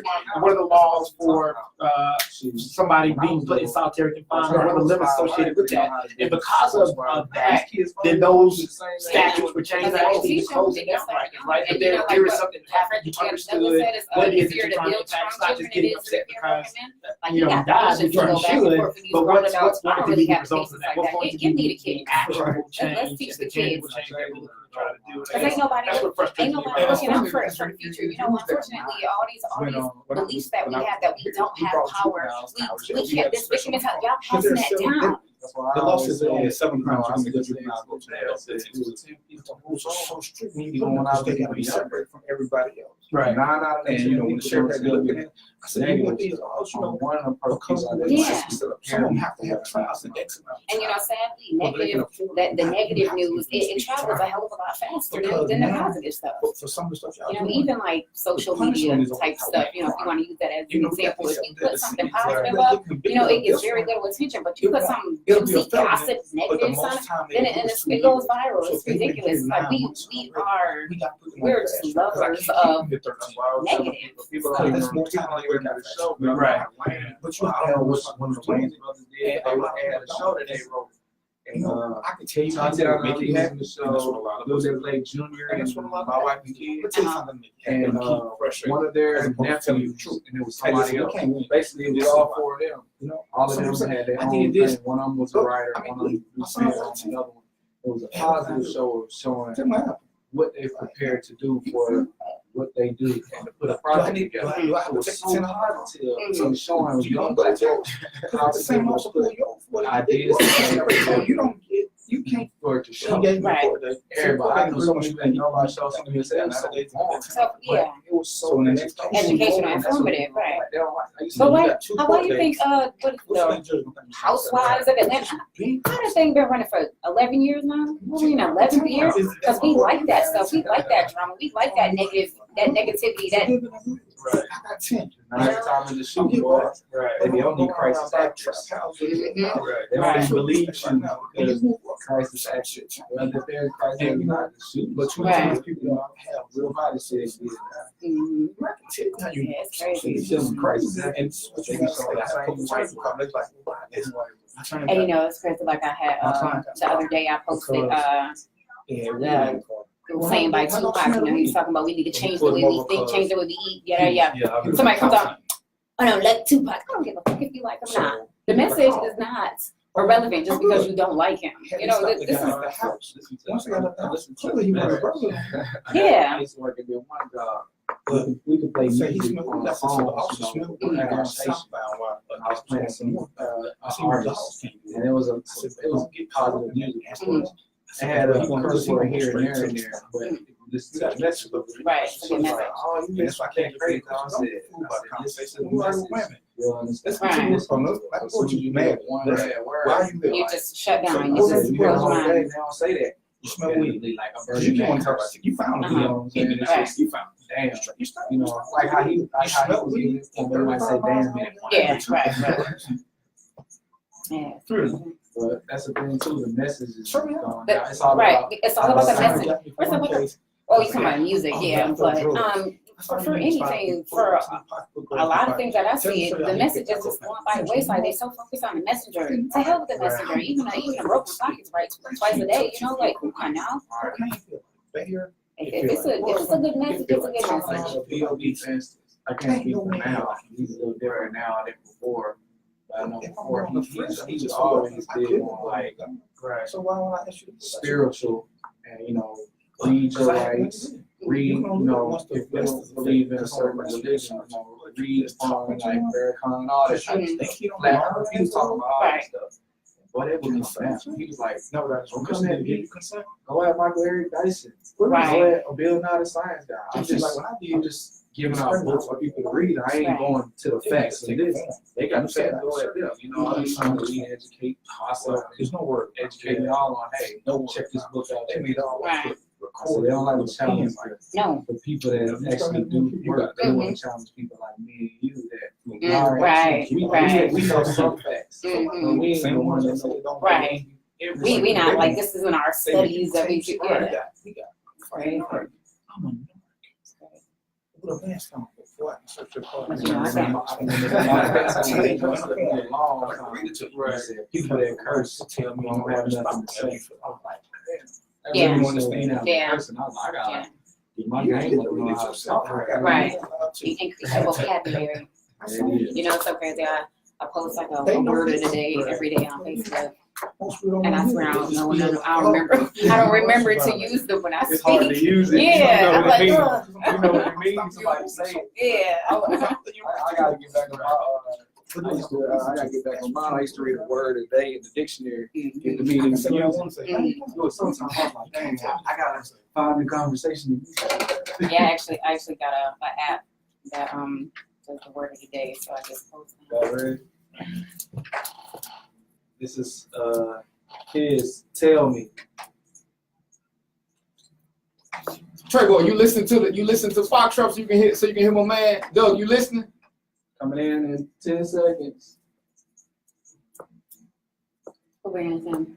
Huh? Who bringing this in? You can. Okay. Coming in. 5, 4, 3. Welcome back to Random Thoughts with DVP. I'm Trina Marie, sitting here with DVP, of course, and Dichotomy. Well, I have a question for you. Sure. For me or him? For Okay, I'm sorry. Okay, can you remember that question? Because I told Trevor I was gonna come back and answer his first. It's kind of related to it. Okay, go ahead then. I just Um, want to make sure. I want to make sure I get that one. yeah. Go ahead and answer. Yeah, I'm messing this up. Trevor, you got me in trouble. All right, can you please answer this? Why would an officer give you a ticket when you don't know if your front or back lights are out and you don't? Because that's where the law set up. He can give you a ticket. I mean, I don't agree with it. And it's funny, we was talking about this. How do you know your back lights are out? I mean, unless you know, these new cars will tell you when your lights are out. But other than that, safety violation, and you know what? It's crazy because sometimes you have to, because people keep saying they don't know. And the system, the way it's set up now, I've worked for an agency where they had their own little system. It would tell me everybody who stopped the car before and gave them a warning. Because sometimes if I pull you up and give you a warning, he's like, I ain't gonna take this time. I'm gonna keep riding. And the next cop pull you over, he in a good mood, he give you a warning. But that little system will say, yeah, that car and that driver got a warning from Officer so-and-so 2 weeks ago for this. So a lot of times, and don't get me wrong, I'm not going to say make excuses. Some police officers do have, I won't say they have quotas, but they have to prove that they're working. The easiest way to prove that you're working is by a ticket count. And if you're trying to make investigator or you're trying to make it to a special unit, you have to prove that you're productive. The only way you can prove that is through paperwork. Other than that, it's just you saying stuff, because you can't keep pulling people over and you're never doing anything else. That's not how the promotions are going to go. So I don't think it's fair, but I don't know the whole situation. Sometimes it's just to give them a wake-up call. And a lot of people tell you they get tickets and stuff like that. The first thing the judge is going to ask you is, do you have it fixed? If you got it fixed, as long as you don't go in there with the judge being high-minded, most times judges just throw it out if you got it fixed. And they just want to see the receipt. They ain't going to take your word for it. So, I mean, that's the only thing I give you that without knowing the whole story. Okay, so my question is, because we all know that everybody should become more informed about what the laws are. How do you learn what the laws are? Girl, I did it for 22 years and I don't know all of them. And I would say the easiest way, honestly, without being overly cocky, is to reach out to me or find somebody who you know that don't mind telling you. Don't know, I'll tell you when you're wrong and I'll tell you when the cop's wrong. I've been on both sides of the courtroom where I've had to attack cops for their training and for their methods because they were wrong, and I could defend some of them. Like Dichotomy was saying, there are times when cops use force that you don't deem to be necessary because you're looking. And I hate to use this example, it's the best one I can give. We keep talking about officers shooting unarmed people. And it sounds like a big deal until I put it in this perspective. Do you think Bruce Lee needs a gun? There are people who are great with their hands. They don't need a gun. And once they present that threat, and there's certain things that I do train to look for, that's how you got to make that determination. Just because they don't have a gun doesn't mean they're not a threat to your life. Three of the murderers who I know very well strangled their victims. So all they had to do was get close enough. There was no gun involved in these murders. They murdered 3 people, all with his hand. So at what point do you think he shouldn't be shot? And that's something that that's an on-call saying. You can't make it from afar. So sometimes you have to look at the totality of circumstances, and if you don't know what you're looking for, you just have no clue. But that doesn't mean that just because they have this. And like I said, that's why it's so much more detailed. And when people say, hey, well, this was this, I can't agree with that, and I'm just looking at this. But I've seen some reports that say, I understand why officers use force. It may not look like it to a lay person because they haven't been through the training, which is why I say join the Citizen Review Board. Volunteer to, because it don't cost you nothing but time. Volunteer to go one of the academies and see what it is that they get. When you go through a crimes in progress with me, I'm gonna put you to the task because I want you to know what fear is like coming at the middle of the night. I don't want you to just skate through it. And these officers have to have a real fear because you don't ever know who's gonna shoot you because they know more than you. I think you were saying when your brother pulled over somebody was real, and the brother, he wasn't even ready to give him a ticket. He just wanted to stop him. And all of a sudden he was ready to escalate. Me and Trina watched the show where a lady shoplifted something. All of a sudden she took off. She went from a shoplifting charge to 20 years in jail. No, 48. 48 years in prison for shoplifting. That's all she was getting stopped for, was shoplifting. She made everything go. You never know who you run into, and people don't get this. And it's not as easy as it looks. But sometimes it can be easy. But the easier it is for me, the worse you're gonna feel. Because to be safe, I don't have a problem pulling my gun out. I ain't gonna shoot you, but I need to be ahead of the game in case. And people, well, why you gotta pull your gun out? Well, shit, better to have than I need than I have. I can put it back in the holster. If you shoot me, I can guarantee it ain't coming out. We saw the video where the guy walked up on the, and he kept talking to him. The guy turned around and just shot the cop. The cop was so professional. He kept saying, "Sir, do this, do this." So that's why we do it, because we see those videos more than anything else. Without being rude, I really don't care if you're comfortable when I pull you over. I just need to make sure that I'm safe. That's all I'm worried about. If you do everything, everything goes back to normal. And I tell people all the time, if you got a question about this, use a Facebook page. Ask them how many people have been pulled over. Then ask them how many of them died from it. It's kind of simple. So for the people that don't know you or somebody like you that knows the law, point them in this direction. And sometimes, you just have to Google some stuff and then look through it, because even when people say stuff to me, you don't got me in trouble for this. I will even look up your state law. If you tell me what state you're in, I can look it up and tell you more about it. What I talk mostly about is Georgia law because I know it. This is what I've lived. This is what I've taught. But if you tell me something that's going on in your area, you got questions, because I get these quite a few times, you have to tell me the state. And don't rush me. It ain't like because you send it to me, I'm going to answer you in 4 hours. I still got a life. But I will get back to you. And, like a couple people I've asked to send me police reports, and I told them, hey, this is where you're wrong at. I've seen videos. Some of the stuff you tell me ain't true. But some of the stuff, like I said, I've been a witness against agencies when something went wrong. The ones with the hoods up.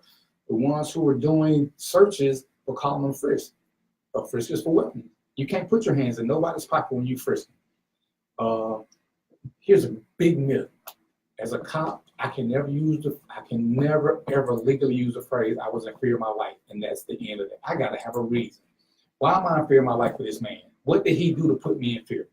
Because we say, oh, and your activists, your attorneys, your everybody, they won't tell you. Have you ever been to a police academy?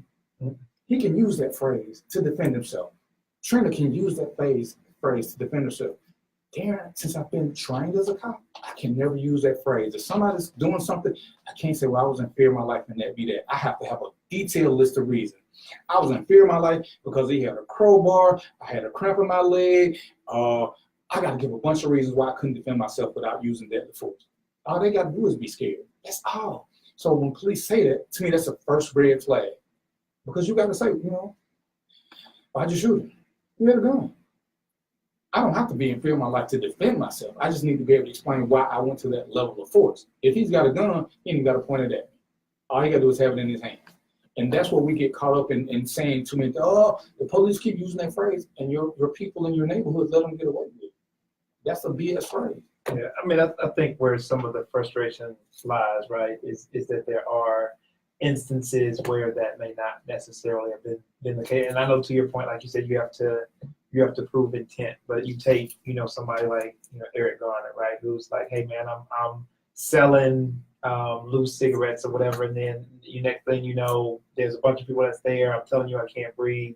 I end up getting choked to death, and there's no liability, for that. So as a layperson, right, just as somebody looking at it, like, there's a group of police officers that are there, right? How can you be in fear for your life? I think those are the things. So I completely get what you understand. Like I said, my uncle's a police officer, my little brother's a police officer, so I get those things. But there are still those instances that still don't necessarily pass the smell test when you look at them in those environments.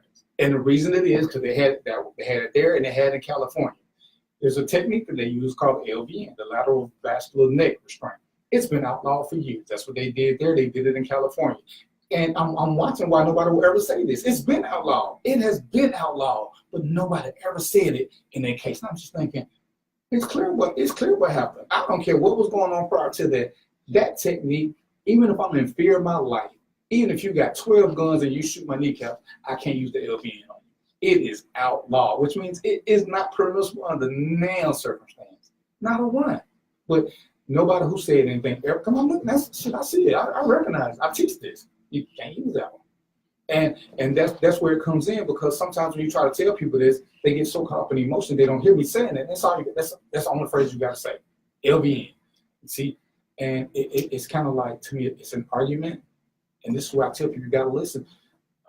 If you're winning and I see that, I'm gonna change subject to something to make you emotional and get you off focus. I wanna distract and redirect you.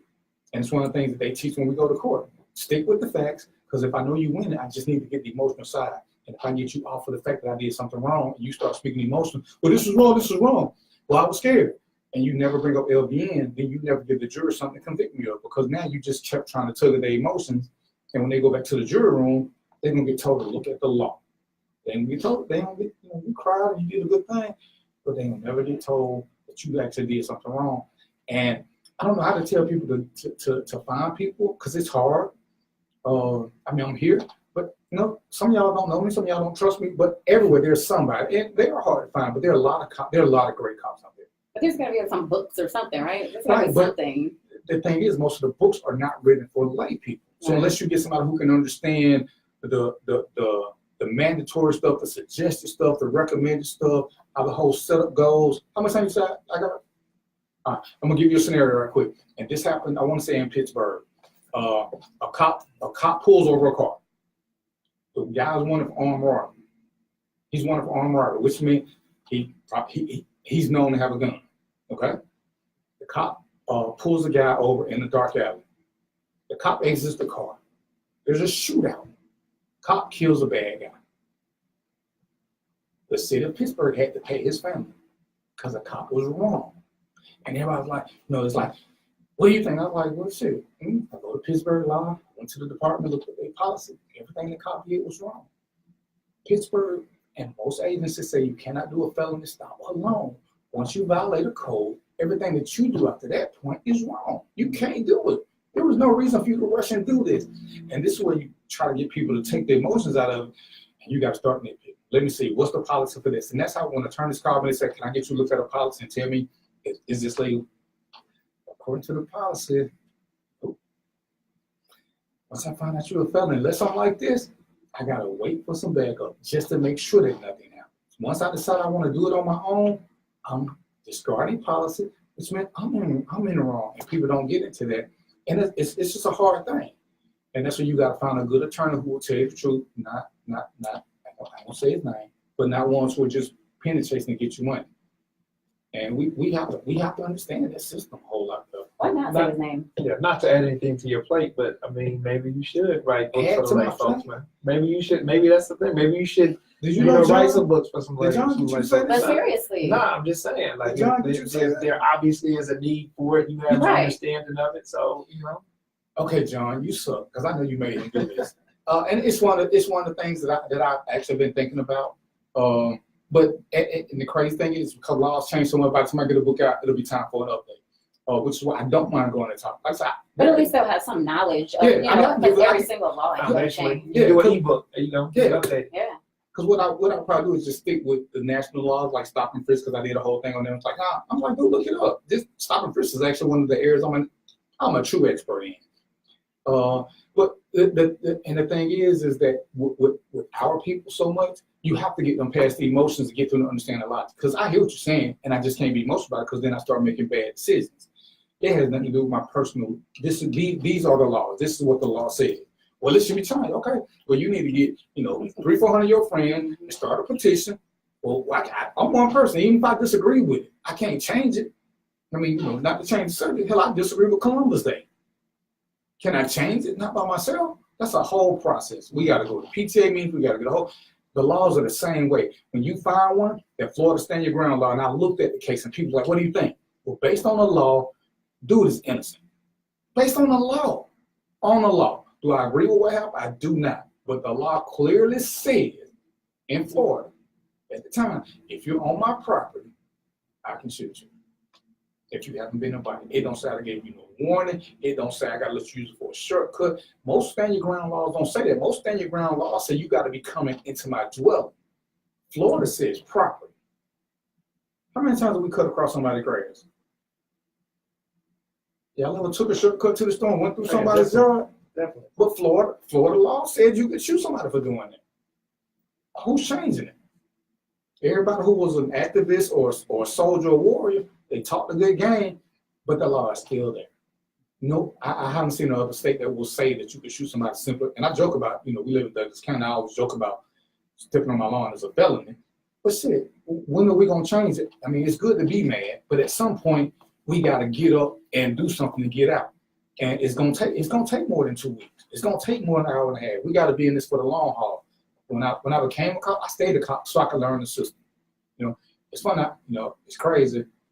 One of my friends called me while the police were knocking at his door. He said, "That's a SWAT team on my house. Do I have to let him in?" And while he called me on one phone, the SWAT team is calling me on the other phone. "Hey man, we got this guy. You won't let us in." It's like, "You got a warrant?" It's like, "Nah." I said, "They have a warrant." It's not. "You ain't gotta let them in." I say, "Man, y'all may need to get a warrant." And it's like I'm really having this conversation, and it took me a minute to realize that they had the same place. Oh, dude, what you get out? I'm hanging up both of these phone calls. It's like, well, give us a good reason to go. And I said, "I don't know. Why do you want to go in his house?" "Well, we think so and so." "Anybody seen him go in there?" "Nope." You can't get the door if anybody seen him. You just gotta wait him out, or somebody need to go get a warrant. So but that's the way it is. But it's how do you get there, and how much patience do we have to get there? But maybe I'll think about writing this book. Yeah, I think you should add that to your plate. For some spoken word. Yeah. So he got a bribe now. I'm cheap. I'm gonna take a quick break. We'll be right back.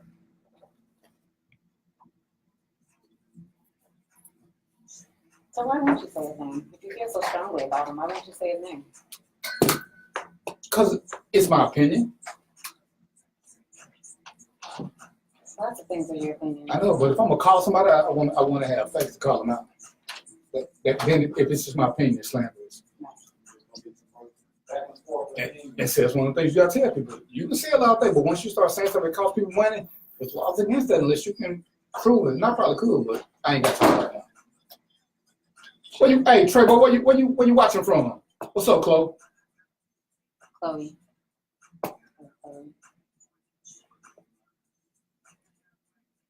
Yeah, Chloe's one that got me in trouble when I did the show about relationships, and the girl said she asked about retirement programs on retirement money on the first date.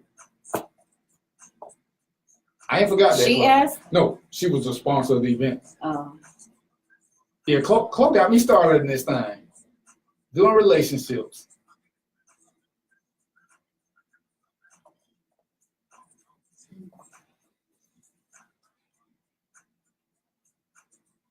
And you trying to get me in trouble. Why is that? 12 years later, you know what I'm saying? You finally show up and you come bringing trouble. But I mean, you might as well. I mean, you keep sitting here, you keep doing this law and order and all this stuff. I was about to choke me. You like to choke me. Why you trying to act like I'm violent? Because you be choking me all the time when you come up behind me. But yeah, you might as well. I mean, you want to, you try to educate people on what the laws are, so you might as well. That way you ain't got to keep constantly repeating yourself. And they do random stuff. But it's like being a bad parent back here. I'm going to do whatever I can get away with. If nobody ever complains, then how random is it?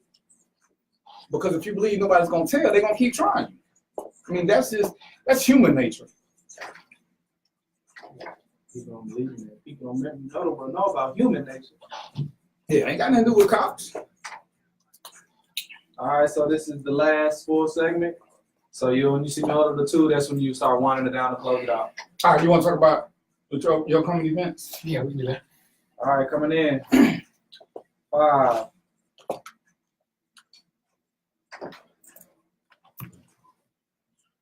4, 3, All right, we're back. We're gonna do this last little segment. Let's see. I don't know if they have the officer friendly program. I think the officer friendly program is long gone, and you know that's part of their whole another issue. That's a whole nother show. But what I want you guys to do, because I'm going to one, because you've been here 2 years. You never been to a spoken word event, have you? Have you taken me? So now you know a spoken word artist. Have you taken me? No, because they keep playing them on days you already got to start playing them. But now you know a spoken word artist. You personally know a spoken word artist now. So we're gonna go to one. When is your next event? So the next one is going to be March the 16th. So it's a month away, right? So you got What's on our calendar? Yeah, so Go ahead. it's a month. Yeah, so March 16th, it's a month out. That's the next oral fixation. So it's oral, AURAL fixation. Again, I call it your Saturday night alternative to typical ATL nightlife, right? So everybody thinks that, you know, Atlanta is a club town, party town, anything else, but I think that, you know, there's an embracing the culture in that regard. And so it's a live dinner concert series, live music, poetry, musicians, vocalists. Every oral fixation actually has a theme. And so the theme of this year's or this one, which is Pisces Season's my birthday, is the Met Gala. So it's Oral Fixation presents the Met Gala, the Alter Ego edition.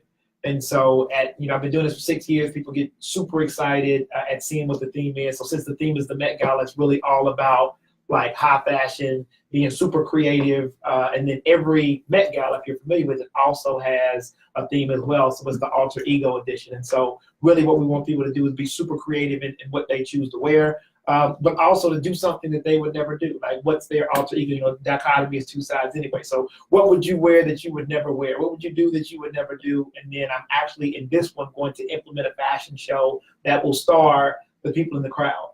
Just because I know that there's going to be a lot of people dressed up. The last one that we did was the Rep Your Decade edition. So we had people dressed in 70s, 80s, and 90s gear. This one is the Met Gala, the Alter Ego edition. So not only are you going to come and be and have some amazing performances, but you're also going to see some hot fashion. Give you a chance to get dressed up and be creative. And who doesn't like to do that? Did he say fashion show? Oh yeah. And I will tell you, right? So you've never been to an oral fixation before, and obviously I've been doing it for 6 years. I have never been outdressed at any oral fixation, and I take all challenges. I take all challenges. Anybody who's been to one can tell you there's never been a man. I'm just saying there's never been a man that has come and been able to give me a challenge. And I know you're a fashionable guy. So you might be the one. I'm feeling some kind of way. I feel like you were threatening me. You might be a fashionable guy. You might be a fashionable guy. You might be the one. But I will tell you, in the 6 years that I've been doing it, I've never been outdressed by any man that has set foot in there. So, I'll put it out there as a personal challenge. I welcome all, and this one is specifically about fashion. I know that's your wheelhouse. So yeah, man, I'm taking all challenges. It shows like he said something about my mom. This is the way I'm feeling. Okay, now they want, where is it going to be? Because they're asking what the location. Okay, so here we go. It is here in Atlanta, Georgia. It is at 595 North Avenue. So I'll type that on the thing, and I'll actually put up the flyer. Yeah. The name of the venue is actually the address as well. So the name of the venue is 595 North. The address is 595 North Avenue Northwest. Make sure you put the Northwest in there, otherwise you're going to end up on the other side of the city. But the venue is dope because it is not a coffee house, it's not a sports bar, it's not an auditorium, right? So there are seats that are there, but there are also tables where you can sit down and eat and drink. There is a professional sound system, there is a stage. So yeah, I'm not half-stepping with it. It is a venue space that is built for events like this. So it's going to be great. And I will tell you, I know that I challenged DVP here, but the ladies come with it, man. The ladies come with it when they come. It's a big deal because I do it 3 times a year, but this is my birthday situation. So we're going to have a purple carpet because purple is my favorite color instead of red. We're going to have paparazzi there. We're going to have some red carpet hosts that are going to interview when you come in, ask you what was the motivation and inspiration behind your outfit. So it's going to be a really dope night. So you take application for host? I might want to do it. You want to be red carpet host? You can sit purple carpet. The purple. You're gonna send me the other 595. Yeah, see, I try to do me. Try to send it to the southwest side. Definitely. So Well, yeah, I'll talk about that. Yeah, let's do that. It'll be cool. So come with it because you will probably end up on some picture or some video somewhere. It's gonna be really. And super excited to see how creative people get, right? You can, I remember some outfits from the Met Gala. I think people remembered Rihanna's, and like Cardi B had some really memorable outfits. And so I've listened to what some people are saying they're going to come with, and I think it's the combination of the creativity and the alter ego, really kind of stepping outside yourself and wearing something that you probably wouldn't normally wear. I'm not a flashy guy, so I don't like wearing like really. Did you see your suit? No. But that's still conservative. Like I don't wear. You'll never see me in something like red or like lime green or something like that. But I'm just saying, like that's flashier than I would like to be, right? So I might step outside myself and wear something red like that. That's what I'm saying. He's so planned. He's so planned. But and you know what it is? It's the third Saturday, which means it's right for the third Sunday. That's why we don't make most of them, because that's when we got to do it at 7 in the morning. But that's why we're gonna take some Geritol and some 5 hour. And here's the deal. I understand you got to leave early, right? I mean, the show doors open at 7. Show starts at 8. Right. What time you perform? I perform throughout the evening. So now you get to do that. So we're gonna make one. We're gonna put that in the calendar. We're gonna definitely come out there and do that. So what else you got going? I know you got a cruise that you want to. Yeah, man. So again, the idea behind Oral Fixation, just to really kind of tell you about it, is, as you know, I've had the opportunity to perform a lot in not just the U.S. but internationally. So I've got 5 CDs out. I've had the ability to travel the world, and so I have a lot of supporters or fans of my work. And so the reason that Oral Fixation was put together was because as I travel the world, I meet a lot of really dope artists. And in Atlanta, there are really a lot of dope artists that are here, but there are a lot that are somewhere else. And so the idea behind that event was to say, hey, I know that you're going to come out and support me, because you're like, hey, Dichotomy is a dope artist. I'm going to come out and support him. But if I gave you the flyer of who was going to perform, you probably would be like, I don't know who that is, so I'm not going to come, right? So you're going to come to support me. And what's going to happen is I'm going to expose you to a bunch of dope artists that you would probably never even know of otherwise, right. And they're going to get access to an audience that they would never have otherwise, right? So I'm kind of the conduit between those two, and that's what I was really excited about. So I do it 3 times a year. Been doing it for 6 years, and so what I've decided is, well, what's the next step, right? So one of the big things for me that I've really tried to do is I want to travel. Right? I think all people, but especially Black folks, you need to get your passport. You need to go and see the world outside of that. And so what I've decided to do this year is my summer Oral Fixation, which I normally do. Instead of doing it in Atlanta, I'm going to take it to an international location. We're going to do it in Jamaica. So I'm calling it Oral Fixation, the party in paradise. And so we're going to do it in Montego Bay, Jamaica, at the beautiful Ibero Star Resort. I hadn't even released that, so this is the first time anybody's heard what the resort is going to be. So it's the Ibero Star Resort, June 20th through the 23rd. All information about the Met Gala or the international trip can be found at auralfixationlive.com. So AURAL. So AURALFIXATION. Auralfixationlive.com, and that'll be dope. So hey, that might be a good little birthday present. That might be a nice. That's our birthday week. Think about that. All right, so tell people how they can follow you as we're getting ready to close out. I appreciate it, but tell them how they can follow you and listen to your music. Yeah, so everything is really Dichotomy poetry. So Dichotomy, DICHOTOMY. So that's Instagram, Facebook, Snapchat, all those things, or Oral Fixation Live. So you can go to Dichotomy Poetry or to auralfixationlive.com. If you want to hear some of my work, it's on the streaming services. Go to Spotify, look up Dichotomy. I got a YouTube page. It's all out there, man. And last time I saw something on SoundCloud. Yeah, so what I've recently started doing is I started putting some of the stuff on SoundCloud to make it easier. And what I'm going to do from now to my birthday is I'm not only going to release one of the older poems, I'm going to tell the story, the inspiration behind it. So that's what I started doing. Say, hey, here's the poem, but here's what inspired me to write it, everything else. Right. So next time we talk about who you named out. See, I ain't forgot none of this. So I got your history. I got your history. We'll talk about that, and we'll talk about that L you took at the Oral Fixation with your outfit. So we can talk about that on the next show next time I come back. Damn. Trina Marie, let me just go to somebody I'm still loving on the show. He killing out here. How can they follow you without getting blocked or getting me in trouble? And I'm Trina Marie on Facebook. On Instagram, I'm Fun Size. 2 F's _ N. That's it. Come with respect, fellas. That's all I'm gonna say. I'm there. I'm DVP. Random Thoughts with DVP. RWT DVP on Instagram. Random Thoughts with DVP on YouTube. We do this every Wednesday, pretty much 6 p.m. to 8 p.m. So I'll see you guys in 22 hours. I'm sorry, 6 days and 22 hours. and some change. All right, Dr. Carvin, I appreciate it, man. Thank You know, you. so next time I Appreciate maybe the wait 3-4 years, I man. won't, man. All right, cause we're gonna do some relationship stuff. I still got you on that. Oh yeah, I'm ready for So that. this we're gonna do. I hope y'all had a good time. Y'all know what it is. I appreciate y'all spending a little time with me. But until next week, peace, popcorn, and chicken grease. Thank you. That's all right. All right. Who is Miss Cinnamon? What's up, Jaime? That Doug is talking about. Huh? I said, who is Miss Cinnamon that Doug is talking about? You cooking dinner? Oh, she's an erotic poet, kind of like Tina. Oh, Tina ATL? Yeah. Yeah. Yeah, because I went to a couple of Tinas because she ain't that far from the. Right. Teflon, what's going on? That's Yeah. funny. Yeah, because I want to say, I think Sharita is Kevin. Kevin. Yes. Yeah, Yes. she joined it. Yeah. Yeah. What's up, I Sharita? saw her. Tell Kevin to call She me. was at Journey show on Saturday. Both of them were there. Yeah, Journey did some kind of thing. She was a speaker. Yeah, I missed the days. I'm still, I still. Luckily, I haven't lost some of the CDs, but I had downloaded all of them to my Yeah, laptop. I mean, I'll shoot them off to you, man.